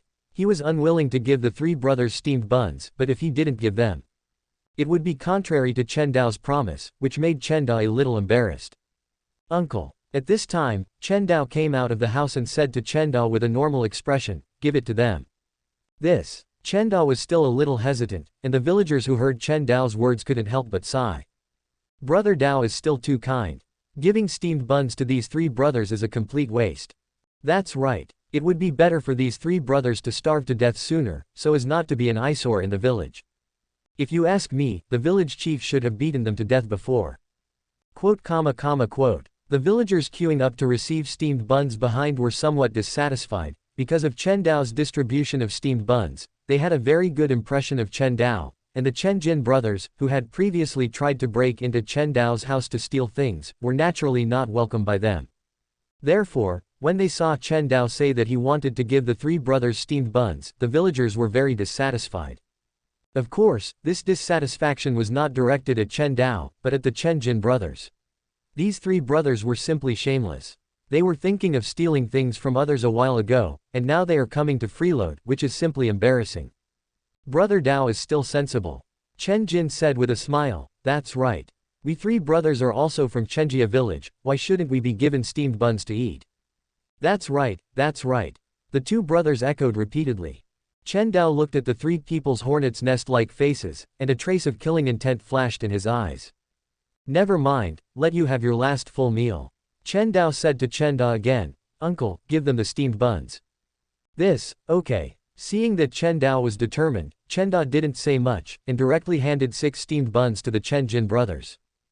Only, as they turned and left, they didn't notice that on Chen Dao's shoulder, a figure that looked like a cat and a bear disappeared in the front yard. "Brother, Chen Dao's family is too rich." Walking on the road in the village, Chen Yin took a vicious bite of the steamed bun, as if he was biting Chen Dao's head instead of the steamed bun. It would have been great if we could have stolen something from his house before. Even now, the three brothers still don't think there's anything wrong with trying to break into Chen Dao's house. They only regret that they didn't succeed in stealing things that time. Yes. Chen Tong nodded repeatedly. Damn it, his family is so rich, but he's not willing to give us a little bit, he's really a son of a bitch. After speaking, Chen Tong said again, "Brother, do we want to do it again and steal something from his house? We can't do it alone." Chen Jin's eyes flickered, and he pondered, we have to find someone to help. Find someone to help. Chen Tong and Chen Yin were stunned. Chen Jin then explained, didn't we know a leader of the Black Tiger gang when we were in the city before? We can ask him for help. Brother, are you talking about that person named Wang Kai? Chen Tong and Chen Yin immediately reacted. They still had a deep impression of that Wang Kai. They spent a lot of the money they got from selling the land on treating Wang Kai to eat and drink. That's right. Chen Jin nodded and said, in this day and age, Chen Dao can be so rich, there must be many secrets hidden in his house. As long as we tell Wang Kai about this, he will definitely be tempted, maybe even the leader of the Black Tiger gang will be tempted. By then, Chen Dao's death is near.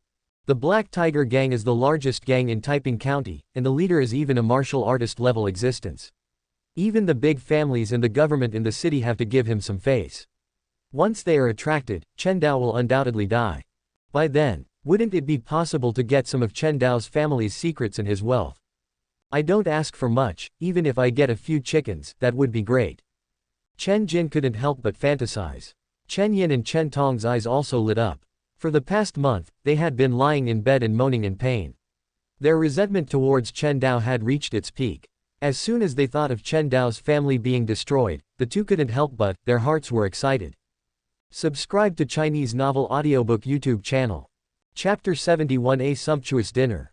The excited three brothers didn't notice that there was no one around them at this time.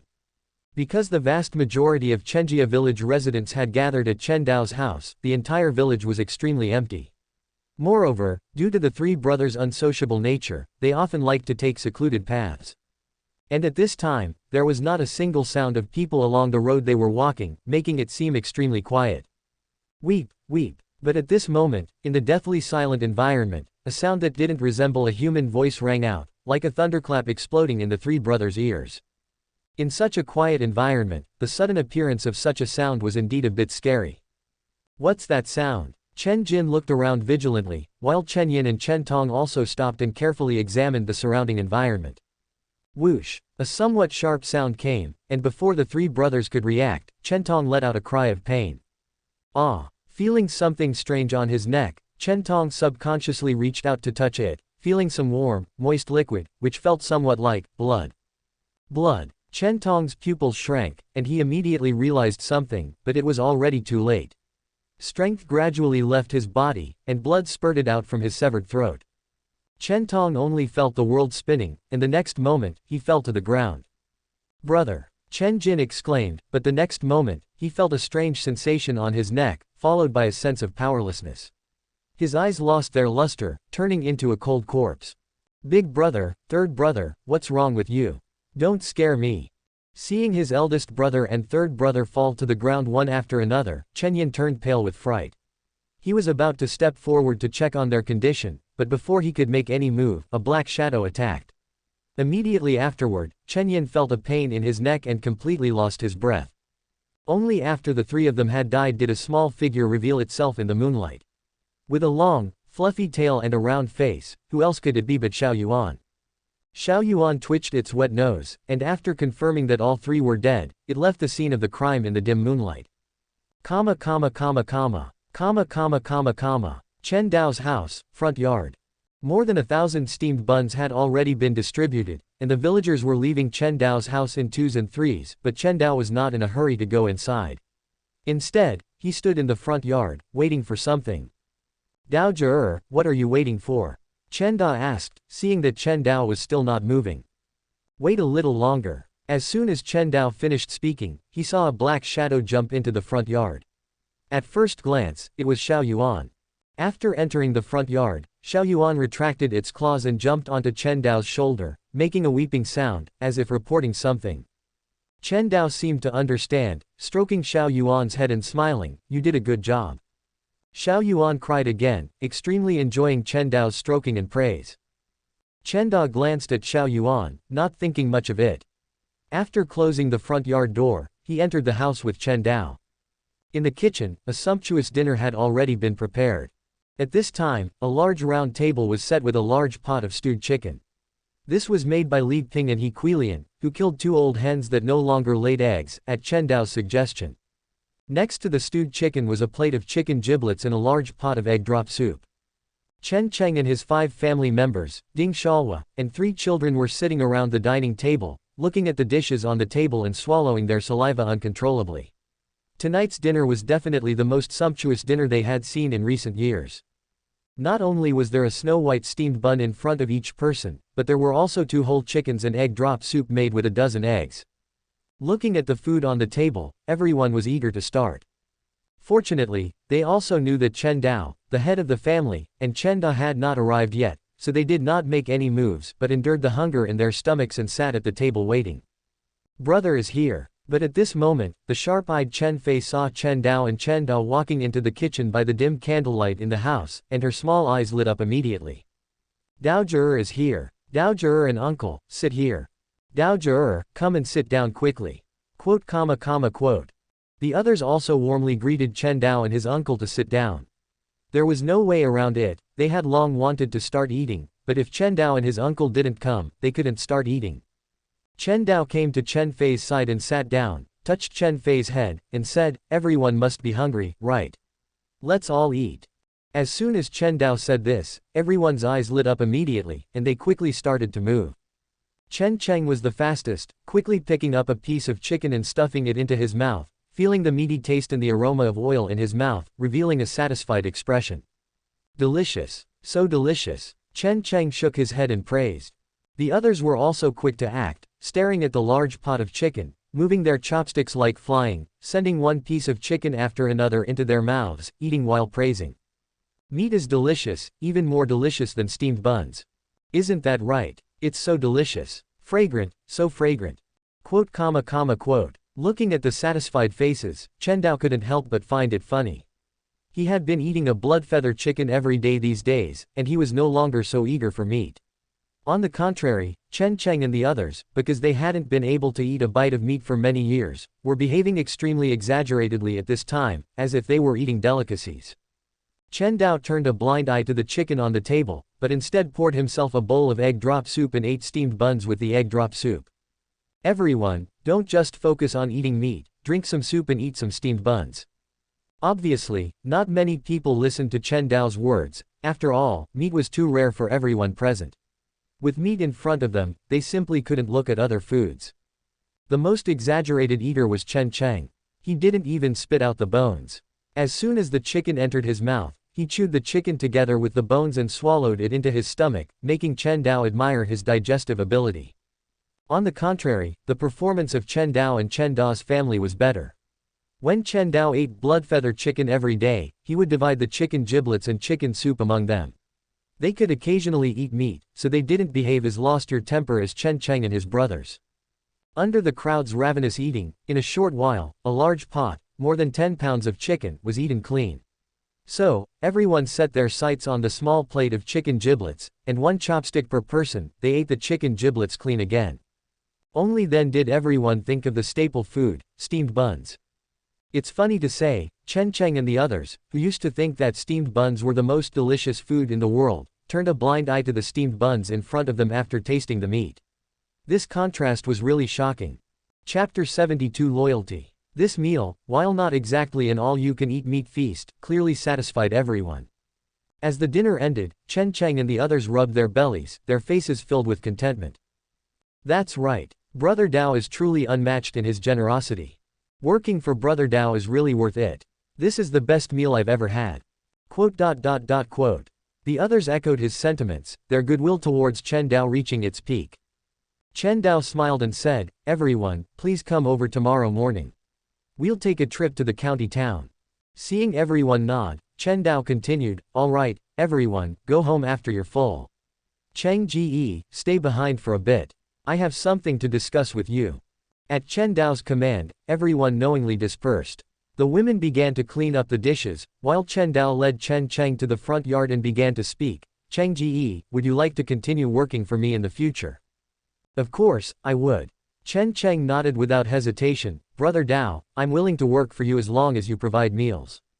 Very good. Chen Dao nodded inwardly. He wasn't worried about Chen Cheng refusing. Nowadays, being able to eat one's fill while working for Chen Dao was a universally acknowledged fact in the village. There were at least 400 or 500 people willing to work for Chen Dao. As for why Chen Dao chose Chen Cheng, The answer was naturally because Chen Cheng was relatively strong. Since arriving in this world, Chen Dao had always felt an extreme lack of security. In terms of security, Chen Dao wouldn't feel like he was losing out, no matter how much he invested. The reason he wanted Chen Cheng to continue working for him was because Chen Dao planned to train Chen Cheng into his bodyguard. He even planned to train Chen Cheng into a martial artist. With Chen Cheng's physique, 6 feet tall and full of muscle, once he became a martial artist, he would definitely be a leader among his peers.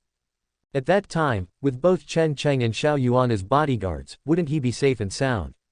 After observing him for some time, Chen Dao had completely confirmed Chen Cheng's loyalty. Asking Chen Cheng to die for him might be difficult, but Chen Dao was certain that Chen Cheng would never betray him. Therefore, he didn't mind spending some resources to train Chen Cheng into a martial artist, to be his personal bodyguard. Then, Cheng Ji, you will follow me from now on. Chen Dao said, I will not only provide you with meals, but I will also pay you a monthly salary. There's even a salary. Chen Cheng's eyes lit up. Not only would he get meals, but he would also receive a salary. What a wonderful thing. Of course. Chen Dao nodded, took out 5 chicken eggs that had failed to hatch, and placed them in Chen Cheng's hands. At the same time, he said, with this salary, you won't have to worry about your family not having enough to eat. Take these 5 eggs first and give them to your younger siblings to nourish their bodies. Chen Cheng looked at the 5 eggs in his hands, his heart stirred, and his eyes became a little moist. Brother Dao, you are really good to me. Chen Dao not only gave him a full meal but also considered his family. At this moment, Chen Cheng was completely devoted to Chen Dao. Ever since he was old enough to understand things, no one had ever been so kind to him except his mother. Chen Dao patted Chen Cheng on the shoulder and said, Cheng Ji, hurry back. Don't keep your mother waiting. After speaking, Chen Dao turned and returned to the house. Chen Cheng stood there for a long time before turning around and leaving, returning to his home. At Chen Cheng's house, his mother, Lu Yan, and his younger brothers, Chen Shi and Chen Mu, were sitting in the not-so-spacious living room. With the dim moonlight shining through the door, one could see the sorrowful expressions on their faces. With the completion of the construction of Chen Dao's house, the 3 Chen brothers had completely lost their jobs where they could eat their fill. Not only would they not be able to eat their fill every day in the future, but the family's food consumption would also be greater. For this family, which didn't have much food stored up, although it wasn't a complete disaster, it was certain that life would be more difficult. Sigh. Chen Shi sighed, regretting, if only we had been a little lazier, then Brother Dao's house would have been built slower, and we could have had a few more days of full meals. How can you have such thoughts? Lu Yan glared at Chen Shi and said, Brother Dao gave you full meals and even sent steamed buns to the family, but you're thinking about being lazy. As soon as his mother got angry, Chen Shi immediately felt guilty and scratched his head embarrassedly. Mom, I was just saying it, I don't really plan to do that.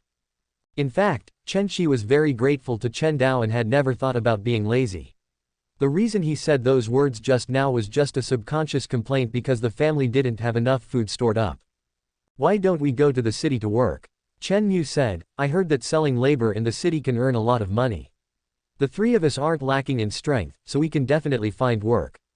That won't work. Chen Shi shook his head and said, when the peddler Wuhan came here before, I asked him about it.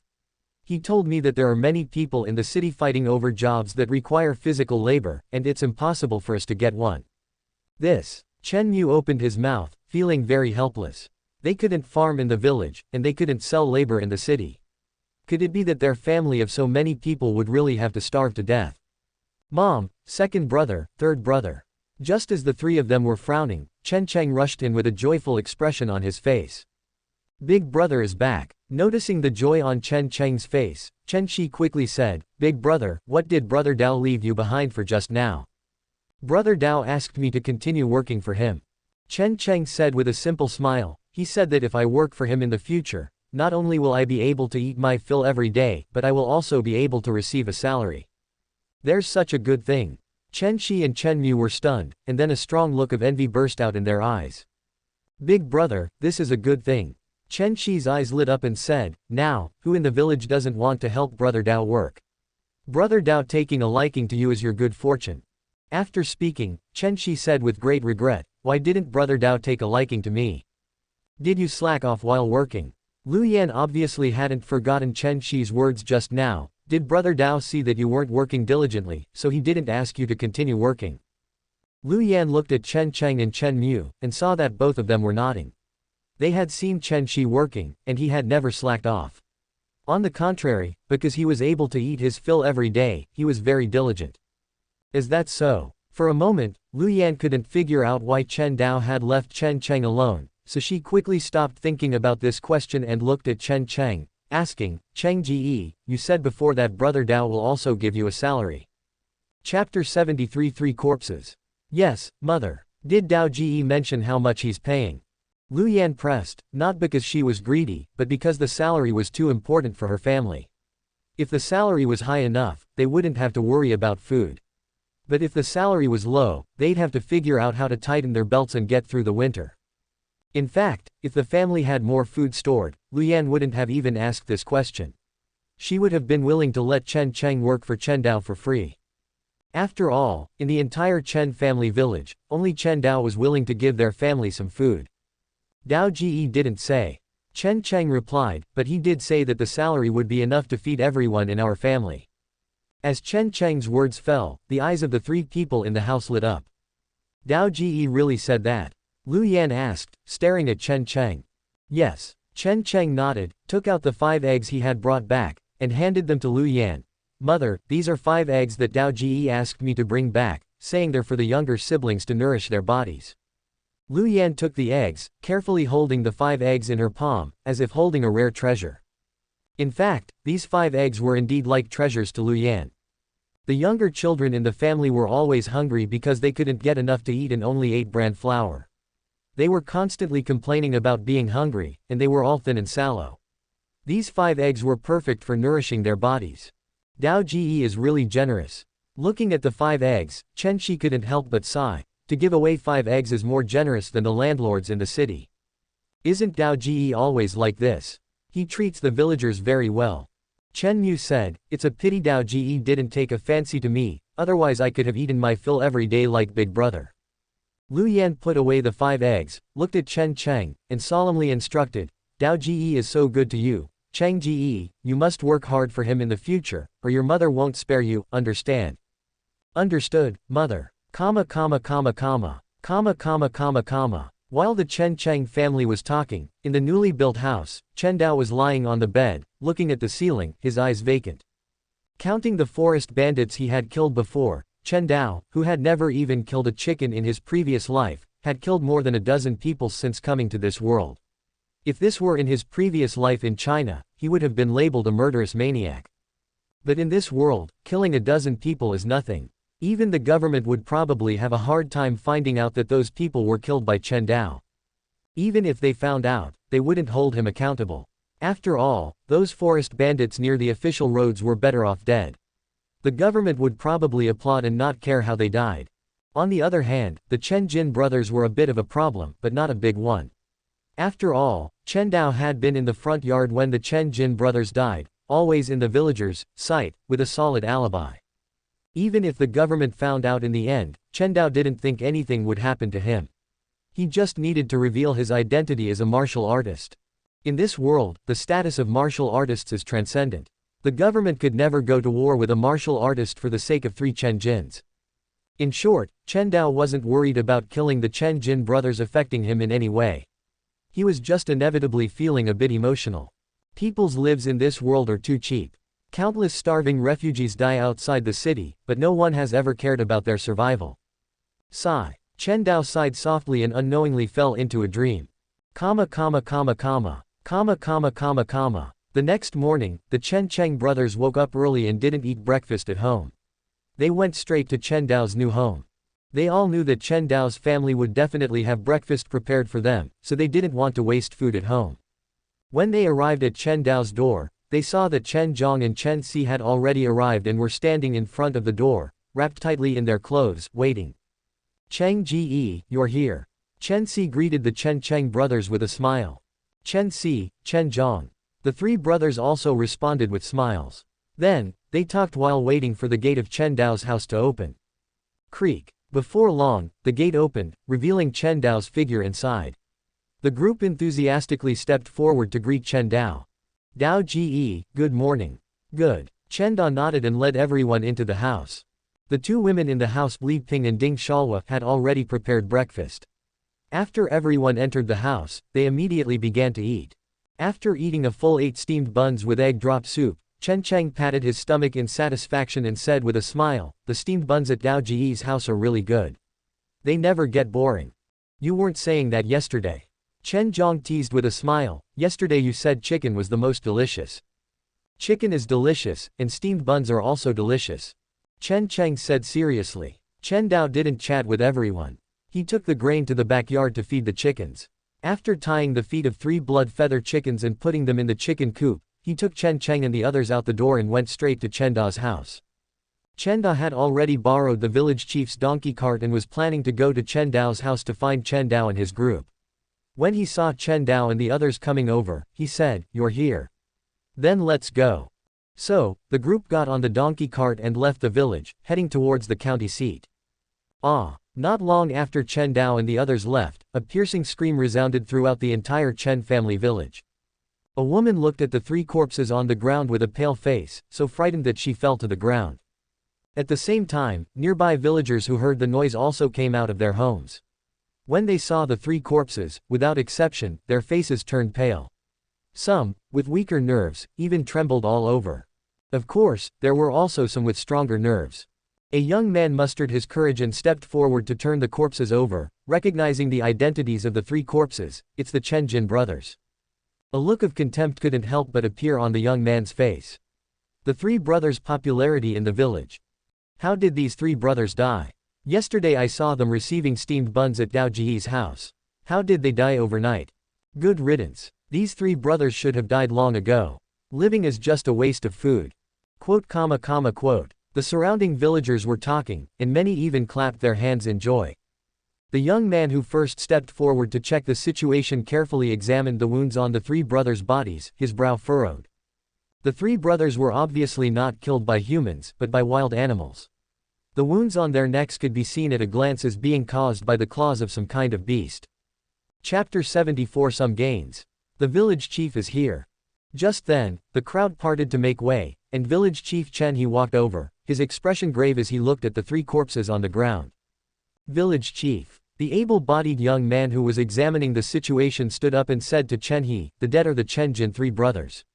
They should have been killed by wild animals coming down from the mountain." Chen He squatted down, examined the situation, and nodded in agreement with the young man's judgment. Indeed, they were killed by wild animals. The wounds on the Chen Jin brothers' necks, as long as one wasn't blind, one could basically tell were caused by the claws of wild animals, but Chen He was somewhat doubtful in his heart. Chen family village was close to the Kangmeng Mountains, so it wasn't as if wild animals had never intruded into the village before. Those wild animals might be wild boars, or perhaps jackals, wolves, tigers, or leopards. They might pose a threat to people, but they shouldn't be able to kill 3 adults without any resistance. There wasn't a trace of a struggle at the scene, which meant that the Chen Jin brothers were all killed with a single blow. Even more bizarre was that after killing the Chen Jin brothers, the wild animal actually ignored their corpses. Wild animals harm people to fill their stomachs. Chen He had never seen a wild animal that only killed people but didn't eat them. Could it be a demon beast? Chen He shook his head and rejected this guess. If a demon beast entered the village, the dead wouldn't just be the Chen Jin brothers. The villagers living nearby would probably be unsafe. After excluding the possibility of a demon beast, the object of suspicion changed from a wild animal to a person. For some reason, Chen He suddenly thought of the animal that Chen Dao often carried, which resembled a cat and a bear. The claws of that animal were very similar to the wounds on the Chen Jin brothers' necks. Thinking of this, Chen He took a deep look at the corpses of the Chen Jin brothers and said to the surrounding villagers, "Everyone, lend a hand and send them to the mountainside to be buried." Although he had some guesses in his heart, Chen He didn't say anything about it. He didn't like these 3 brothers either. Their deaths were a good thing for the entire Chen family village. As for reporting Chen Dao to the government, that was even more impossible. First of all, Chen He had no evidence, and secondly, Chen Dao's reputation in the village was now at its peak. If he dared to say that Chen Dao was the murderer, the first to disagree would probably be the surrounding villagers. Moreover, what good would reporting Chen Dao do for him, Chen He? Chen Dao at least gave the village steamed buns to eat, and Chen He also got a few. What did the Chen Jin brothers give him? Those three brothers were lucky. They even had a full meal before they died. The young man who first examined the situation said with a smile. He also went to Chen Dao's house to get steamed buns yesterday, so he naturally knew that the three brothers had shamelessly gone to Chen Dao's house to ask for steamed buns. Yes, yes. To be able to eat a steamed bun before dying, these three brothers can be considered well-fed ghosts even in the underworld. If you ask me, now that the three brothers are dead, what's the point of eating steamed buns? It's better to leave them for me. That's right. In the underworld, what's the difference between a well-fed ghost and a hungry ghost? Yesterday, the steamed buns tasted so good. I really envy Chen Cheng and the others. They can eat steamed buns every day. They probably won't be able to eat them now. Dao Zhi'er's house has already been built, and there's no work for them to do. It seems that Dao Zhi'er and the others went to the city again today. Yes, I saw them leaving the village this morning. Quote. The villagers obviously didn't feel anything about the deaths of the Chen Jin brothers. They chatted idly while carrying the corpses of the Chen Jin brothers to the mountainside. They didn't even bother to wrap them in straw mats, and after digging a pit, they buried all three corpses. The donkey cart was traveling on the official road, and the expressions of Chen Cheng and the others were obviously not as solemn as before. Having witnessed the terror of Little Round, they were no longer afraid of the bandits emerging from the forest. Therefore, the people sitting in the donkey cart were quite relaxed, and even had time to chat a few words. An hour later, the donkey cart stopped in front of the Fuhu Fist gym. Chen Dao jumped out of the cart and was about to give the gatekeeper Wei Zhe copper coins as usual, but Wei Zhe directly waved his hand and refused.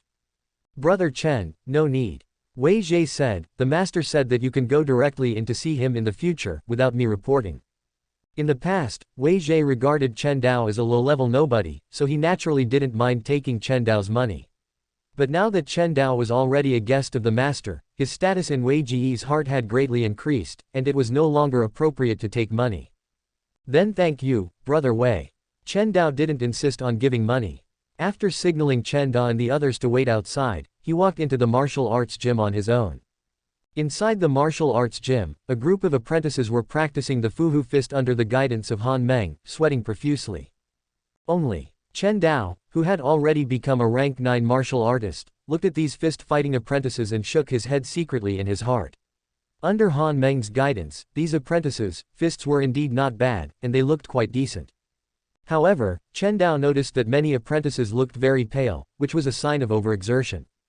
Without supplements to replenish qi and blood, even if the fists were punched well and up to standard, it would be difficult to become a martial artist. Those apprentices with pale faces were obviously forcing themselves to practice, which would only cause the body to be depleted. In this world of martial arts, techniques and resources are indispensable. Chen Dao sighed softly in his heart, passed through the hall, and saw Li Hu practicing martial arts in the backyard and Li Ying sitting at the stone table watching. Chen Dao didn't intend to disturb Li Hu. He tiptoed to Li Ying, sat down opposite her, and smiled, Miss Li, long time no see. No problem. I'll call you Sister Ying from now on. Chen Dao readily agreed. Li Ying turned her head and carefully looked at Chen Dao, her beautiful eyebrows furrowing, and a trace of thought flashed in her eyes. She hadn't seen Chen Dao for almost a month, and in this month, Chen Dao's changes were really not small. His original height of about 1.5 meters had suddenly increased by a section, and he was almost close to 1.6 meters. In addition, Chen Dao's complexion and physical changes were also great. Originally, he looked weak and pale, but now he looked much stronger, and even his voice had become much thicker. Did you practice the Fuhu Fist? Li Ying asked thoughtfully. I did. Chen Dao didn't deny it. He knew that his changes couldn't be concealed from others. I've gained some gains from practicing boxing recently, and my body has improved a lot. Is that so? Li Ying looked at Chen Dao suspiciously. Chen Dao's so much change, how could it seem like he only had some gains? Chapter 75 Shocking Words. Brother Chen, your progress in martial arts has been remarkable lately. At that moment, Li Hu, having finished his boxing practice, approached. He carefully observed Chen Dao while speaking thoughtfully. Li Ying, being only a 9th-rank martial artist, could only observe the superficial changes in Chen Dao. However, Li Hu, having advanced to a 7th-rank martial artist, could sense the remarkable power of qi and blood within Chen Dao's body. Such potent qi and blood were beyond the capabilities of ordinary individuals. Moreover, the last time they met, Chen Dao's physique was inferior to that of an average person. In a mere 20 days, he had transformed from a frail youth into a ninth-rank martial artist. Li Hu was inwardly astounded, even momentarily considering Chen Dao to be a martial arts prodigy. However, upon further reflection, Li Hu dismissed this notion. Chen Dao's rapid advancement to the ninth rank was likely attributed to the blood feather chicken, bearing little relevance to his innate talent. Just a little progress. You flatter me, Master Li. Chen Dao responded with a smile, placing the chicken cage he was carrying on the table. Master Li, I've brought 3 blood feather chickens this time. Li Hu's eyes lit up swiftly. He had personally tested the effects of the blood feather chicken, and it was even better than he had imagined. In less than 20 days, it had allowed him to break through his limits, becoming one of the top 7th-rank martial artists in Taiping County. Its effects surpassed medicinal herbs by many folds. Therefore, upon seeing Chen Dao produce the blood feather chickens, Li Hu's excitement was self-evident. Brother Chen, Li Hu inquired tentatively, is the number of blood feather chickens you've brought this time a bit too few? Master, I can't help it. Chen Dao feigned distress. These blood feather chickens were captured in the Kangmang Mountains. As you know, the Kangmang Mountains are extremely dangerous, and prey is hard to find. Being able to catch 3 blood feather chickens at once is already very fortunate. Li Hu only half believed Chen Dao's words. The danger of the Kangmang Mountains was real, and the difficulty in finding prey was also true, but to say that Chen Dao only had 3 blood feather chickens was nonsense. The logic was simple. If the number of blood feather chickens was truly that scarce, how did Chen Dao become a martial artist? Surely he didn't rely on purchased medicinal materials, did he? Even if Chen Dao could afford the exorbitant prices, the effects of medicinal materials wouldn't have allowed Chen Dao's martial arts to progress so rapidly. So be it. Li Hu pondered for a moment, refraining from prying further, and instead said, Xiao Ying, fetch 60 taels of silver and give them to our young friend Chen. We'll buy all 3 of these blood feather chickens. All right, father. Before long, 60 taels of silver were handed to Chen Dao. The transaction was completed smoothly, and Chen Dao declined Li Hu and his daughter's invitation to stay for a meal, directly exiting the Fuhu martial arts school. Just as he stepped out of the martial arts school's gate, a middle-aged man in a long robe approached. Chen Dao glanced at this person inadvertently, appearing thoughtful. The middle-aged man possessed a refined appearance and a unique aura. Chen Dao didn't know how to describe this aura, only feeling that it resembled some of the leaders he had seen on the news in his previous life. The middle-aged man had clearly noticed Chen Dao as well. After nodding slightly, he directly addressed Wei Zhe, who was guarding the gate. Please inform Master Li that Xu Jiwen has come to visit. Wei Zhe glanced at the extraordinary middle-aged man and turned to report inside. Chen Dao then boarded the donkey cart and left the Fuhu martial arts school with Chen Dao and the others. Not long after Chen Dao and the others departed, Wei Zhe hastily returned, respectfully saying to Xu Jiwen, Your Honor, please come in. Evidently, Wei Zhe had learned Xu Jiwen's identity from Li Hu, hence the drastic change in attitude, becoming respectful. Xu Jiwen nodded towards Wei Zhe and walked straight into the martial arts school. After passing through the main hall, he met Li Hu and his daughter in the backyard. Your Honor's arrival, Li Hu was unable to greet you at the gate, please forgive me. Li Hu said apologetically. The county magistrate's status was definitely higher than his position as the Fuhu martial arts school's master. Logically, he should have greeted him at the gate, but he had been busy concealing the blood feather chickens, making it inconvenient to go out and greet him directly. It's all right. Xu Jiwen didn't seem to mind this, directly sitting down with Li Hu at the stone table and stating, this official intends to eliminate the Zhu family. I wonder if the master can lend this official a hand. Quote exclamation mark quote. A massive exclamation mark flashed in Li Hu's mind. He was shaken, never expecting the county magistrate to utter such astonishing words upon arrival. Even Li Ying, who was standing beside the two, was stunned. Eliminate the Zhu family. The Zhu family had existed in Taiping County for a century. How could a family that had stood for a century and was deeply rooted in Taiping County be easily eliminated? In fact, Xu Jiwen's predecessor as county magistrate had also considered making a move on the 3 great families, but the result was the magistrate's sudden death, after which it was Xu Jiwen's turn to take office. Your Honor, please don't joke. Li Hu said with a solemn expression, if these words were to spread, you and I would likely not be at peace. Li Hu didn't have much affection for the 3 great families of Taiping County, even harboring more animosity, but that didn't mean he wanted to become enemies with them. One must know that in Taiping County, this small territory, the foundations of the three great families were far deeper than the Fuhu martial arts school. Although the three great families occasionally had minor squabbles, they were ultimately united. Once the Zhu family was touched, the other two families would inevitably help, and at that time, his Fuhu martial arts school wouldn't be able to continue operating, and even he and Li Ying would be in danger. Never thought Master Li would be so timid. Xu Jiwen employed a provocative tactic. Li Hu remained unmoved. Your honor doesn't need to provoke me.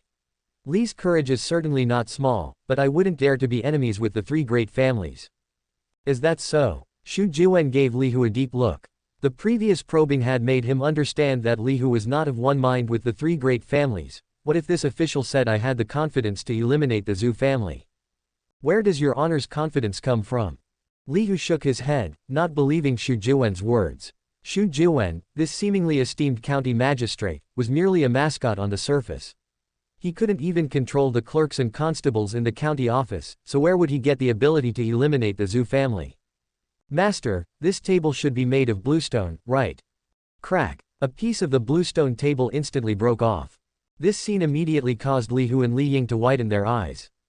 Bluestone was a precious stone material in Sha, not only beautiful in color but also extremely sturdy.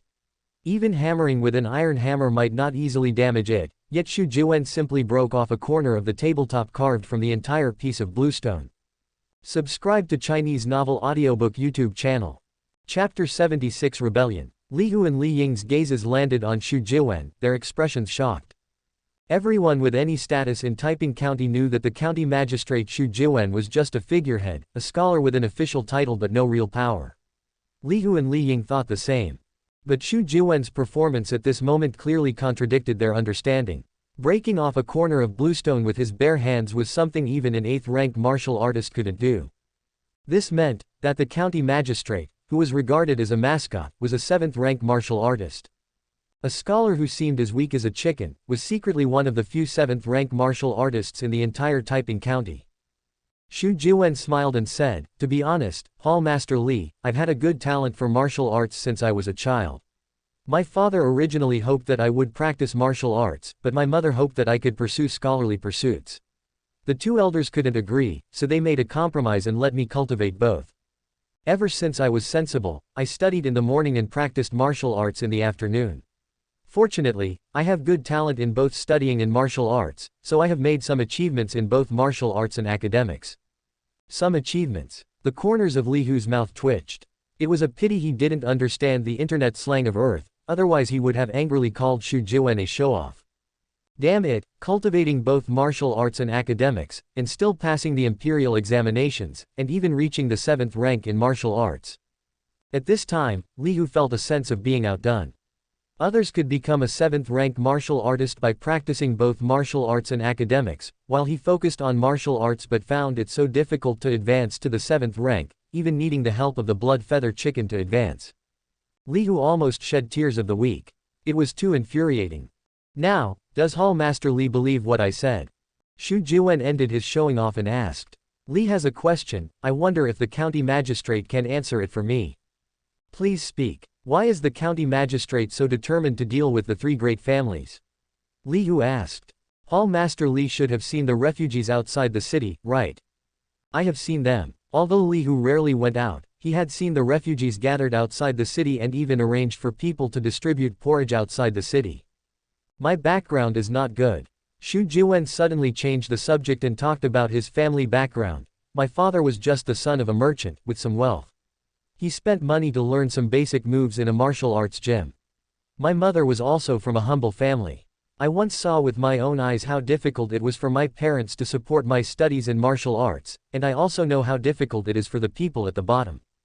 I am dull. I have read countless books over the years, and I have not fully understood all the principles in the books, but I have also learned some principles from the books. I have never farmed, but I have food to eat. I have never raised chickens and ducks, but I have meat to eat. I have never chopped firewood, but I have countless firewood to burn. And all of this is the result of the sweat of thousands of people. My salary, every penny, comes from the people, but now those people outside the city who once supported me are starving to death every day. This makes me feel uneasy, so I have to borrow the Zhu family's food to help them. After Xu Jiwen said these words, Li Hu couldn't help but fall silent. He had speculated countless reasons why Xu Jiwen wanted to eliminate the Zheng family, and most of his speculations were from the perspective of interests and power. But he had never thought that the reason why Xu Jiwen wanted to eliminate the Zhu family was so simple, just for the refugees outside the city, just because he couldn't bear to see the people starve to death. At this moment, Li Hu couldn't help but feel respect. He had lived for more than 40 years and had seen countless corrupt officials and countless dignitaries fighting endlessly for power and interests, but he had never seen an official like Xu Jiwen, who only cared about the people. I wonder how the county magistrate plans to eliminate the Zhu family. I have already made proper arrangements. Xu Jiwen slowly said his plan. Li Hu and Li Ying nodded repeatedly. The county magistrate's plan had a high chance of success, and both of them felt it was very feasible. However, Li Hu's eyes turned and asked, I wonder how the county magistrate plans to distribute the Zhu family's resources after the Zhu family is eliminated. Everything is about interests. Although Li Hu is a kind-hearted person, he would never do something like risking his life to deal with the Zhu family just to benefit the people. I have already considered this matter in advance. Xu Jiwen said confidently. After the Zhu family falls, all their grain and land will belong to the government, and the Fuhu martial arts gem, which has helped me, can get all the Zhu family's medicinal material shops and medicinal fields. The Zhu family's assets are mostly grain and medicinal materials. Not only the Zhu family, but all three great families in Taiping County are like this. The county magistrate takes the grain and land, and the medicinal materials belong to the Fuhu martial arts gem. Li Hu can accept this distribution, so he nodded and agreed. Then it's settled. After the Zhu family falls, the medicinal materials belong to me, and the grain belongs to the county magistrate. So, the atmosphere in the courtyard became more relaxed. Li Hu asked Li Ying to make a pot of tea and sat face to face with Xu Jiwen, drinking tea and chatting. By the way, just then, Xu Jiwen seemed to remember something and took out a piece of paper full of words from the inner layer of his clothes and handed it to Li Hu, saying, Hall Master Li might as well take a look at this. Li Hu took it and looked at it, his pupils suddenly trembling. The content on this paper was not much, but the content was very shocking. Someone actually rebelled in Liangzhou. Li Hu said in a hoarse voice, as if talking to himself. The content on the paper should have been copied by Xu Jiwen from the government's reports, and what it said was the news that someone had rebelled in Liangzhou. In Liangzhou, a young man who was conscripted to the Great Wall battlefield, because he was dissatisfied with the government's actions, brazenly gathered familiar accomplices, killed the escorting government personnel, and coerced all the conscripted young men, shouting a groundbreaking slogan, Emperors, prime ministers, nobles, and officials are just mortals like us, why should they be high above and enslave us? Today, I, Yang Zheng, will rebel against him and drag the dog emperor off the dragon chair. Perhaps Yang Zheng's words were too incitement, or perhaps the people of Liangzhou were already dissatisfied with the court's actions. Yang Zheng's rebellion was particularly smooth. He coerced the conscripted young men and refugees, and captured one county town after another. Every time he entered a county town, the first thing he did was to kill all the officials in the city, and then open the county's granary and distribute it to his subordinates and the poor people in the city. This move made Yang Zheng very popular, and his rebellion was supported by more poor people. Chapter 77, It's almost over. With the support of a large number of refugees and common people, Yang Zheng had a constant source of soldiers, and his rebel army continued to grow. According to the reports, Yang Zheng's army had expanded to 100,000 strong and had successfully occupied half a commandery. Liangzhou only had 3 commanderies in total, which meant that Yang Zheng had occupied 1/6 of the land of the entire Liangzhou and already had his own base of operations. This is news from a month ago. Xu Jiwen didn't seem surprised by Li Hu's shocked expression. He sighed and said, a month ago, Yang Zheng had already occupied half a commandery. Now, I'm afraid the entire Lengshan commandery has been occupied by Yang Zheng. Lengshan commandery was the southernmost commandery of Liangzhou, bordering Qingzhou, which meant that Yang Zheng could march south and enter Qingzhou at any time. And once Yang Zheng entered Qingzhou, the first to suffer would definitely be Taiping County, because Taiping County was the northernmost county in the entire Qingzhou, bordering Lengshan commandery of Liangzhou. Li Hu stared and said, what about the imperial court? Why doesn't it send troops to suppress him? The imperial court. Xu Jiwen chuckled and said, the imperial court is probably still busy with infighting. It will probably take 3 months to send out troops. After speaking, Xu Jiwen added, moreover, it is still unknown whether the current imperial court has the ability to send out troops. Now, the barbarians outside the Great Wall are eyeing us covetously, and the country is suffering from severe disasters, with a sharp decrease in tax revenue. Where will the money and food come from to send out troops? The deployment of a large army requires money and food, and not a small amount. From what Xu Jiwen knew, the current imperial court was probably overwhelmed, let alone sending out troops to suppress Yang Zheng, the rebellious bandit. Does the imperial court just sit idly by and watch Yang Zheng grow stronger? Li Hu asked in disbelief. Yang Zheng was rebelling. This was a heaven-defying event. How could the imperial court have no reaction at all? The imperial court naturally doesn't want to sit idly by and watch Yang Zheng grow stronger. Xu Jiwen said, this official guesses that the imperial court will most likely send out troops symbolically to suppress him. If the suppression fails, they will choose to offer Yang Zheng amnesty. After saying this, Xu Jiwen added, in fact, Yang Zheng is not the first person to rebel. Since the cold disaster swept through, countless people in the 3 northern provinces have rebelled, but most of them were all bark and no bite and were quickly suppressed. Only Yang Zheng has caused such a big commotion. Has the situation deteriorated to this point? Thinking that the entire 3 northern provinces were in rebellion everywhere, Li Hu couldn't help but feel his scalp tingle. No matter how he looked at it, the Xia kingdom looked like it was about to end. How could it not be deteriorating? Xu Jiwen sighed softly, the cold disaster has left most of the northern people with no harvest, and the imperial court is constantly conscripting soldiers and levying taxes. The people have long been overwhelmed. Yang Zheng is just the first rebel to cause such a big commotion, and he will definitely not be the last. This is also why I am determined to eliminate the Zhu family. If the refugees outside the city cannot be properly resettled, a second Yang Zheng may not appear in Qingzhou. Xu Jiwen looked at Li Hu and said, Hall Master, do you think that as a martial artist, you can withstand Yang Zheng's 100,000-strong army? Of course not. Li Hu shook his head without hesitation. Martial artists were not invincible. In a one-on-one situation, as a 7th-rank martial artist, he could easily defeat ordinary people, even taking on 10 at once, but once faced with a large number of fearless soldiers. Li Hu didn't think he had any chance of winning. Even the strongest martial artist would have a time when they were exhausted. A martial artist could kill 5 people, 10 people, but definitely not 100, 1,000, or 10,000. That's the point. Xu Jiwen said, we must treat those refugees outside the city well, at least give them a bite to eat, otherwise, once these refugees rise up, the first to suffer will definitely be us. While Xu Jiwen and Li Hu were talking, Chen Dao had already arrived in front of a pharmacy. Standing outside the pharmacy, he looked up at the pharmacy's signboard, which read 4 large characters, Yuan's Pharmacy. It was not difficult to see from the name that this was the Yuan family's pharmacy, and it must have medicinal materials used by martial artists for sale. After signaling Chen Dao and the others to wait outside, Chen Dao stepped into the pharmacy. There were not many people in the pharmacy. There were only 2 scattered customers picking out medicinal materials, as well as the shopkeeper sitting behind the counter.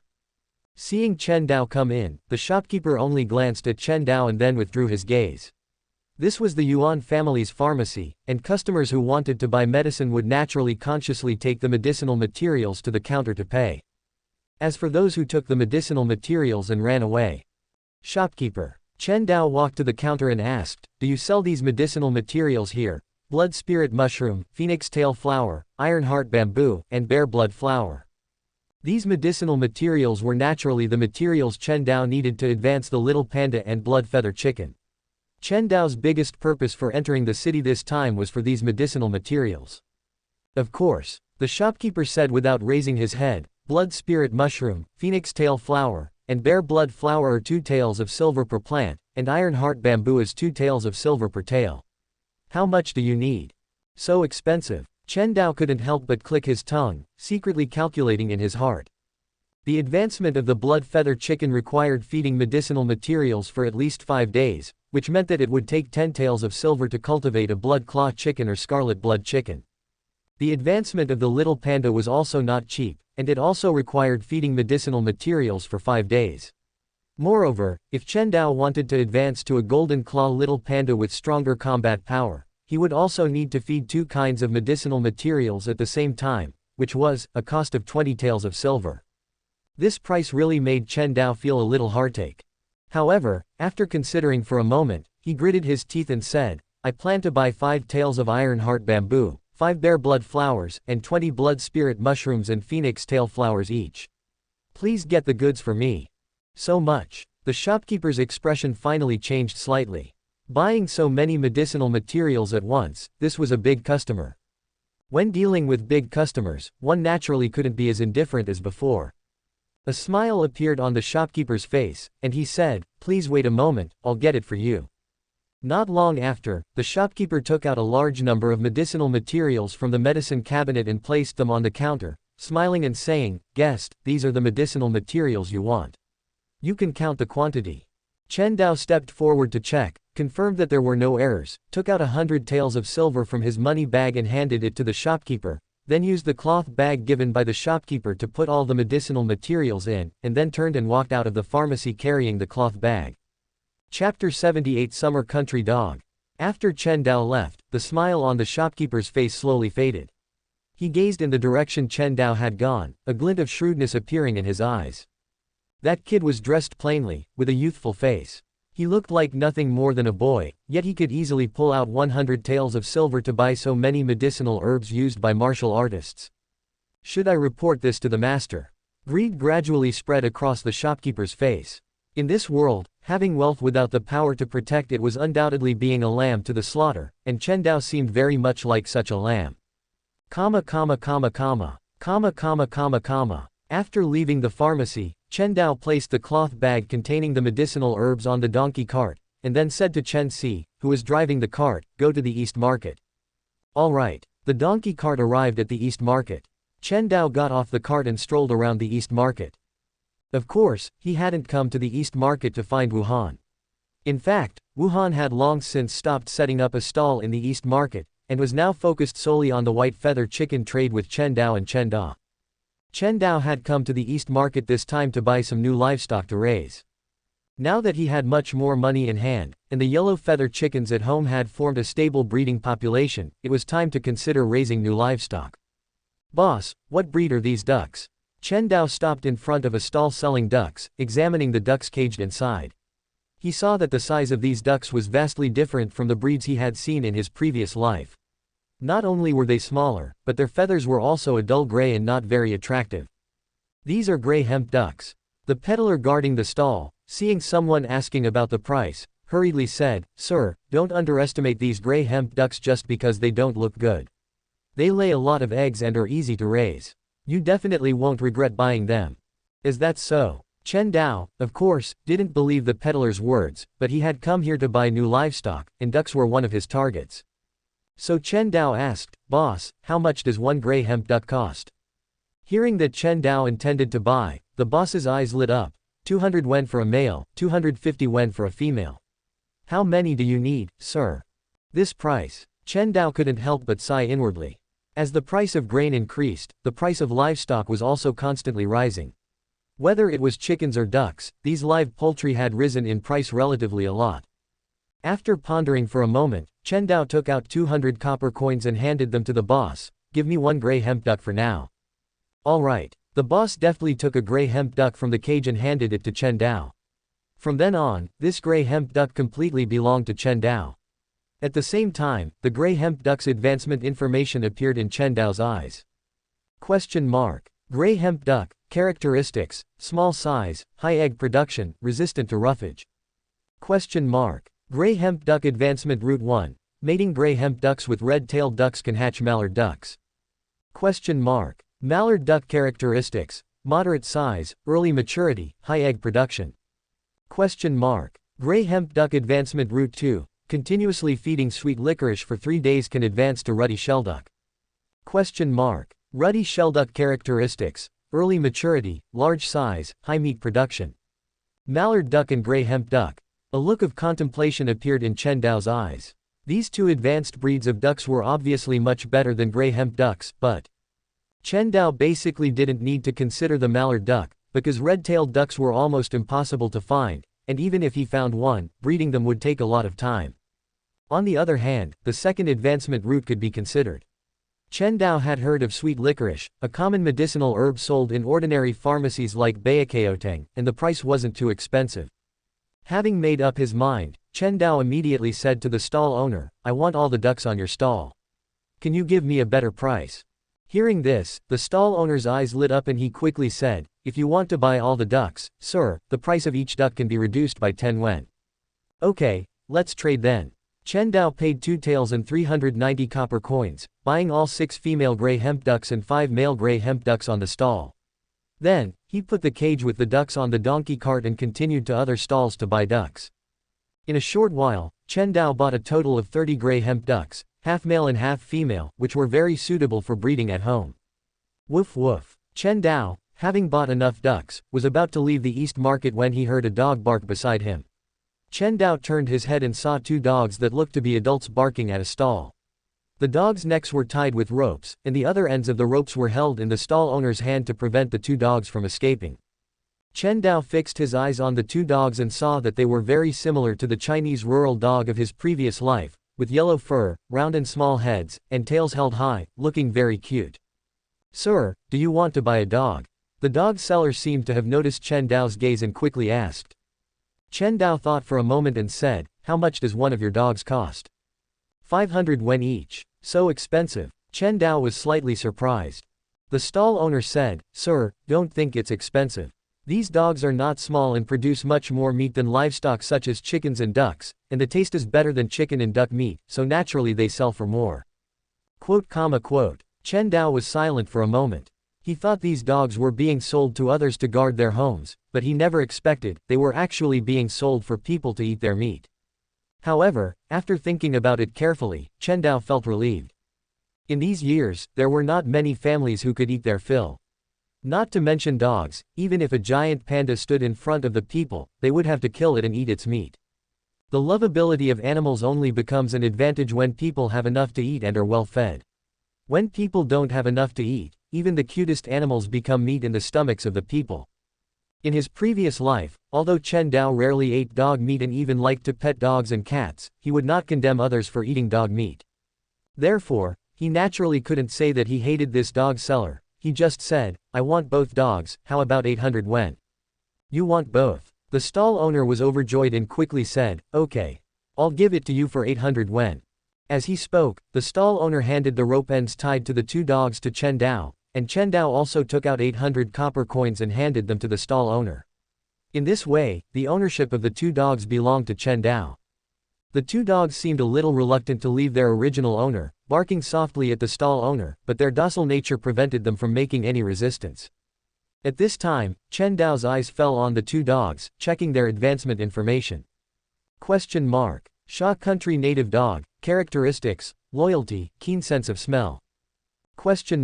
Sha country native dog advancement route 1. Mating. Sha country native dogs with Kangshan dogs can breed red-haired dogs. Red-haired dog characteristics, keen sense of smell, large size, high meat production. Sha country native dog advancement route 2. Continuously feeding foxtail grass for 3 days can advance to guard dog.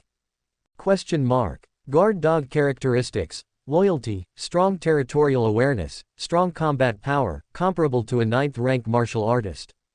Chapter 79. Not simple. Guardian dog. A look of surprise flashed in Chen Dao's eyes.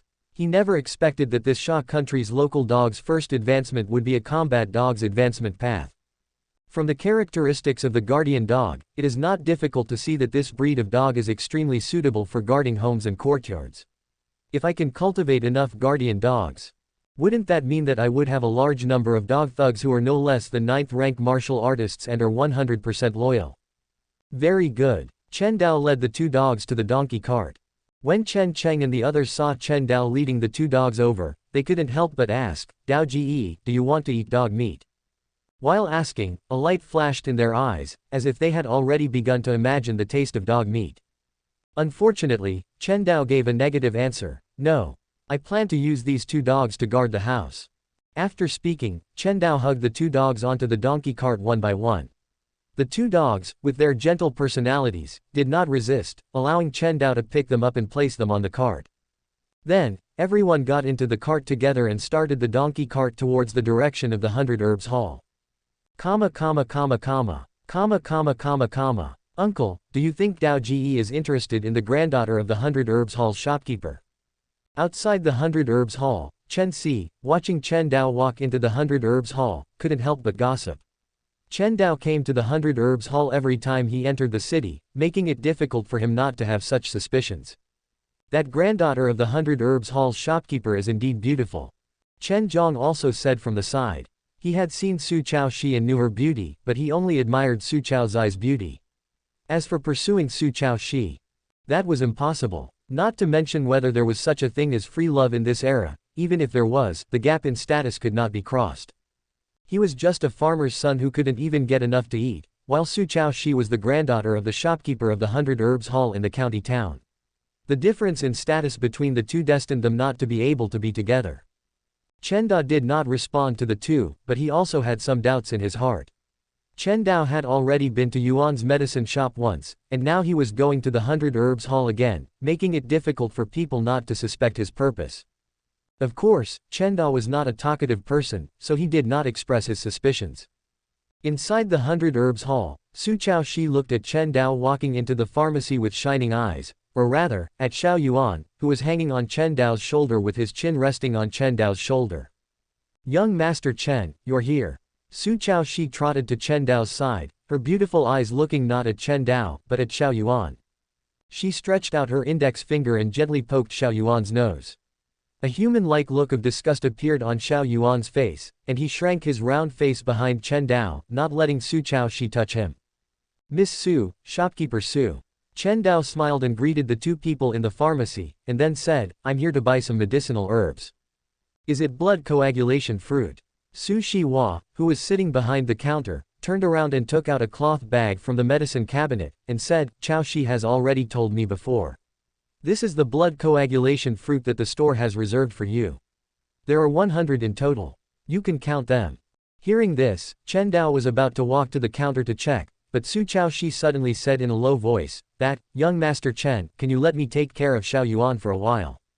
Chen Dao glanced at Su Chaoshi and couldn't help but find it funny.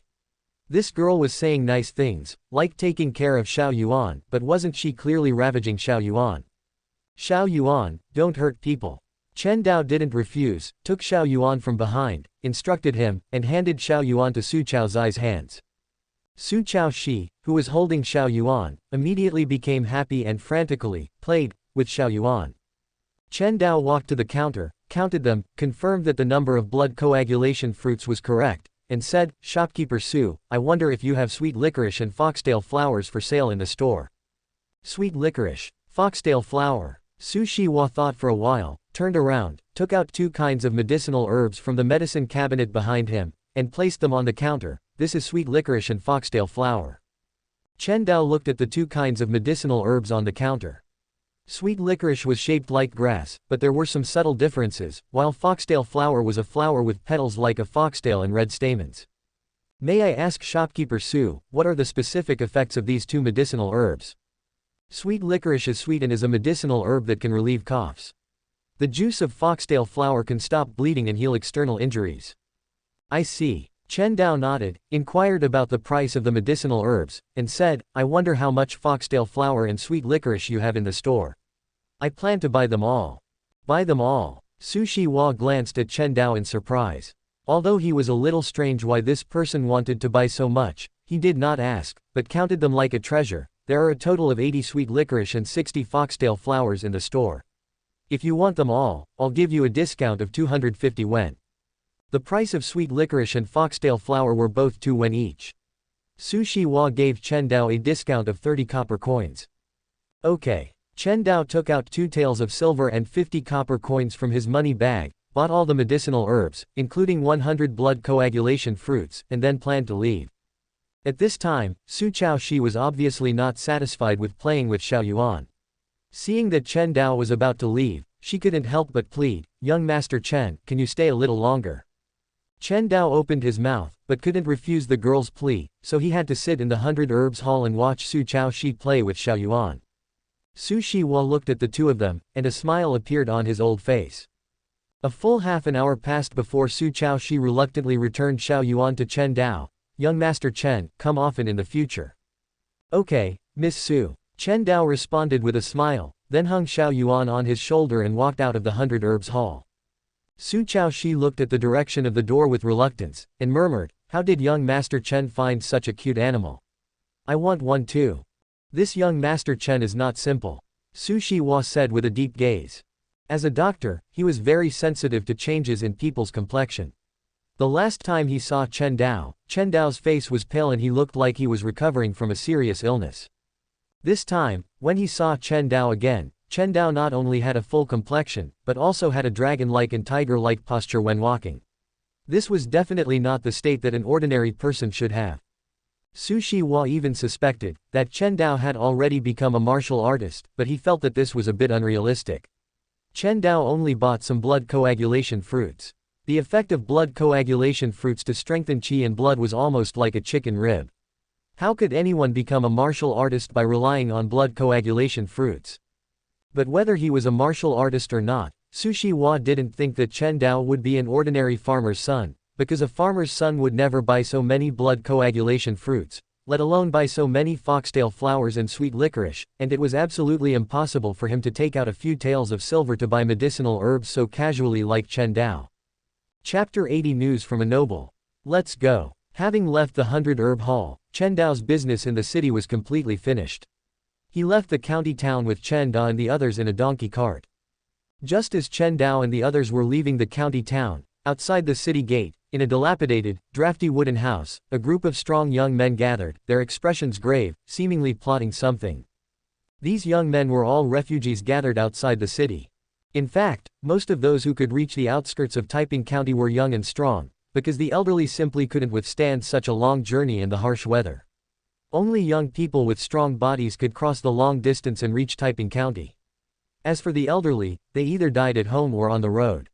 Very few managed to arrive successfully, and even if they did, they were very likely to starve to death outside the city.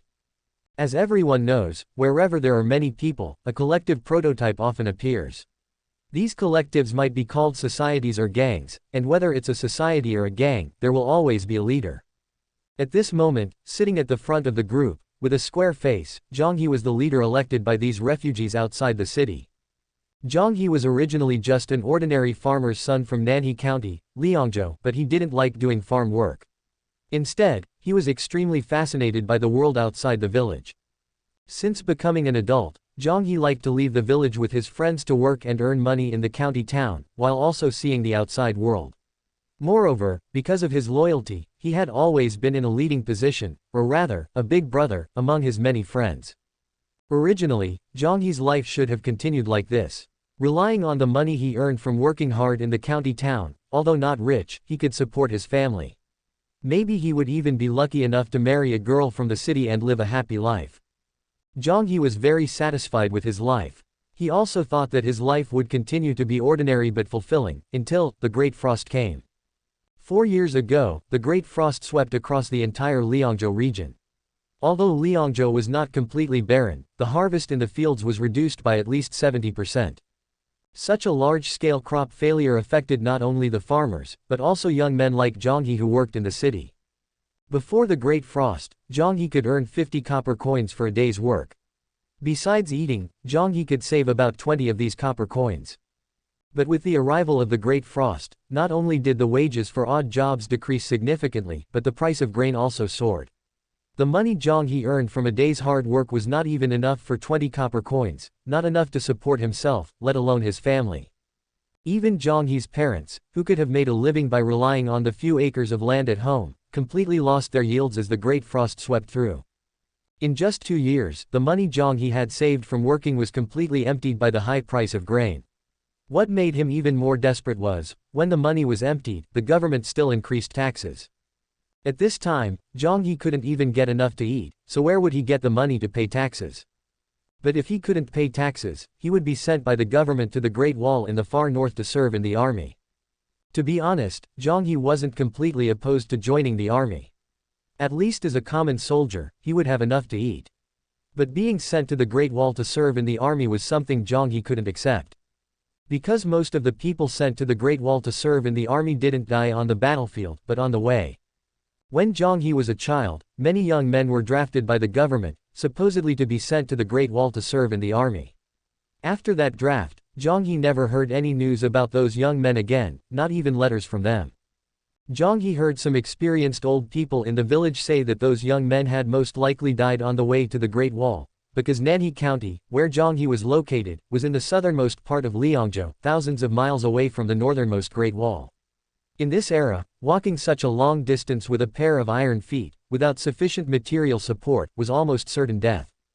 It was precisely because he knew this that Zhang He was extremely resistant to the idea of joining the army. Even Zhang He's parents were extremely afraid of this, fearing that something might happen to their only son.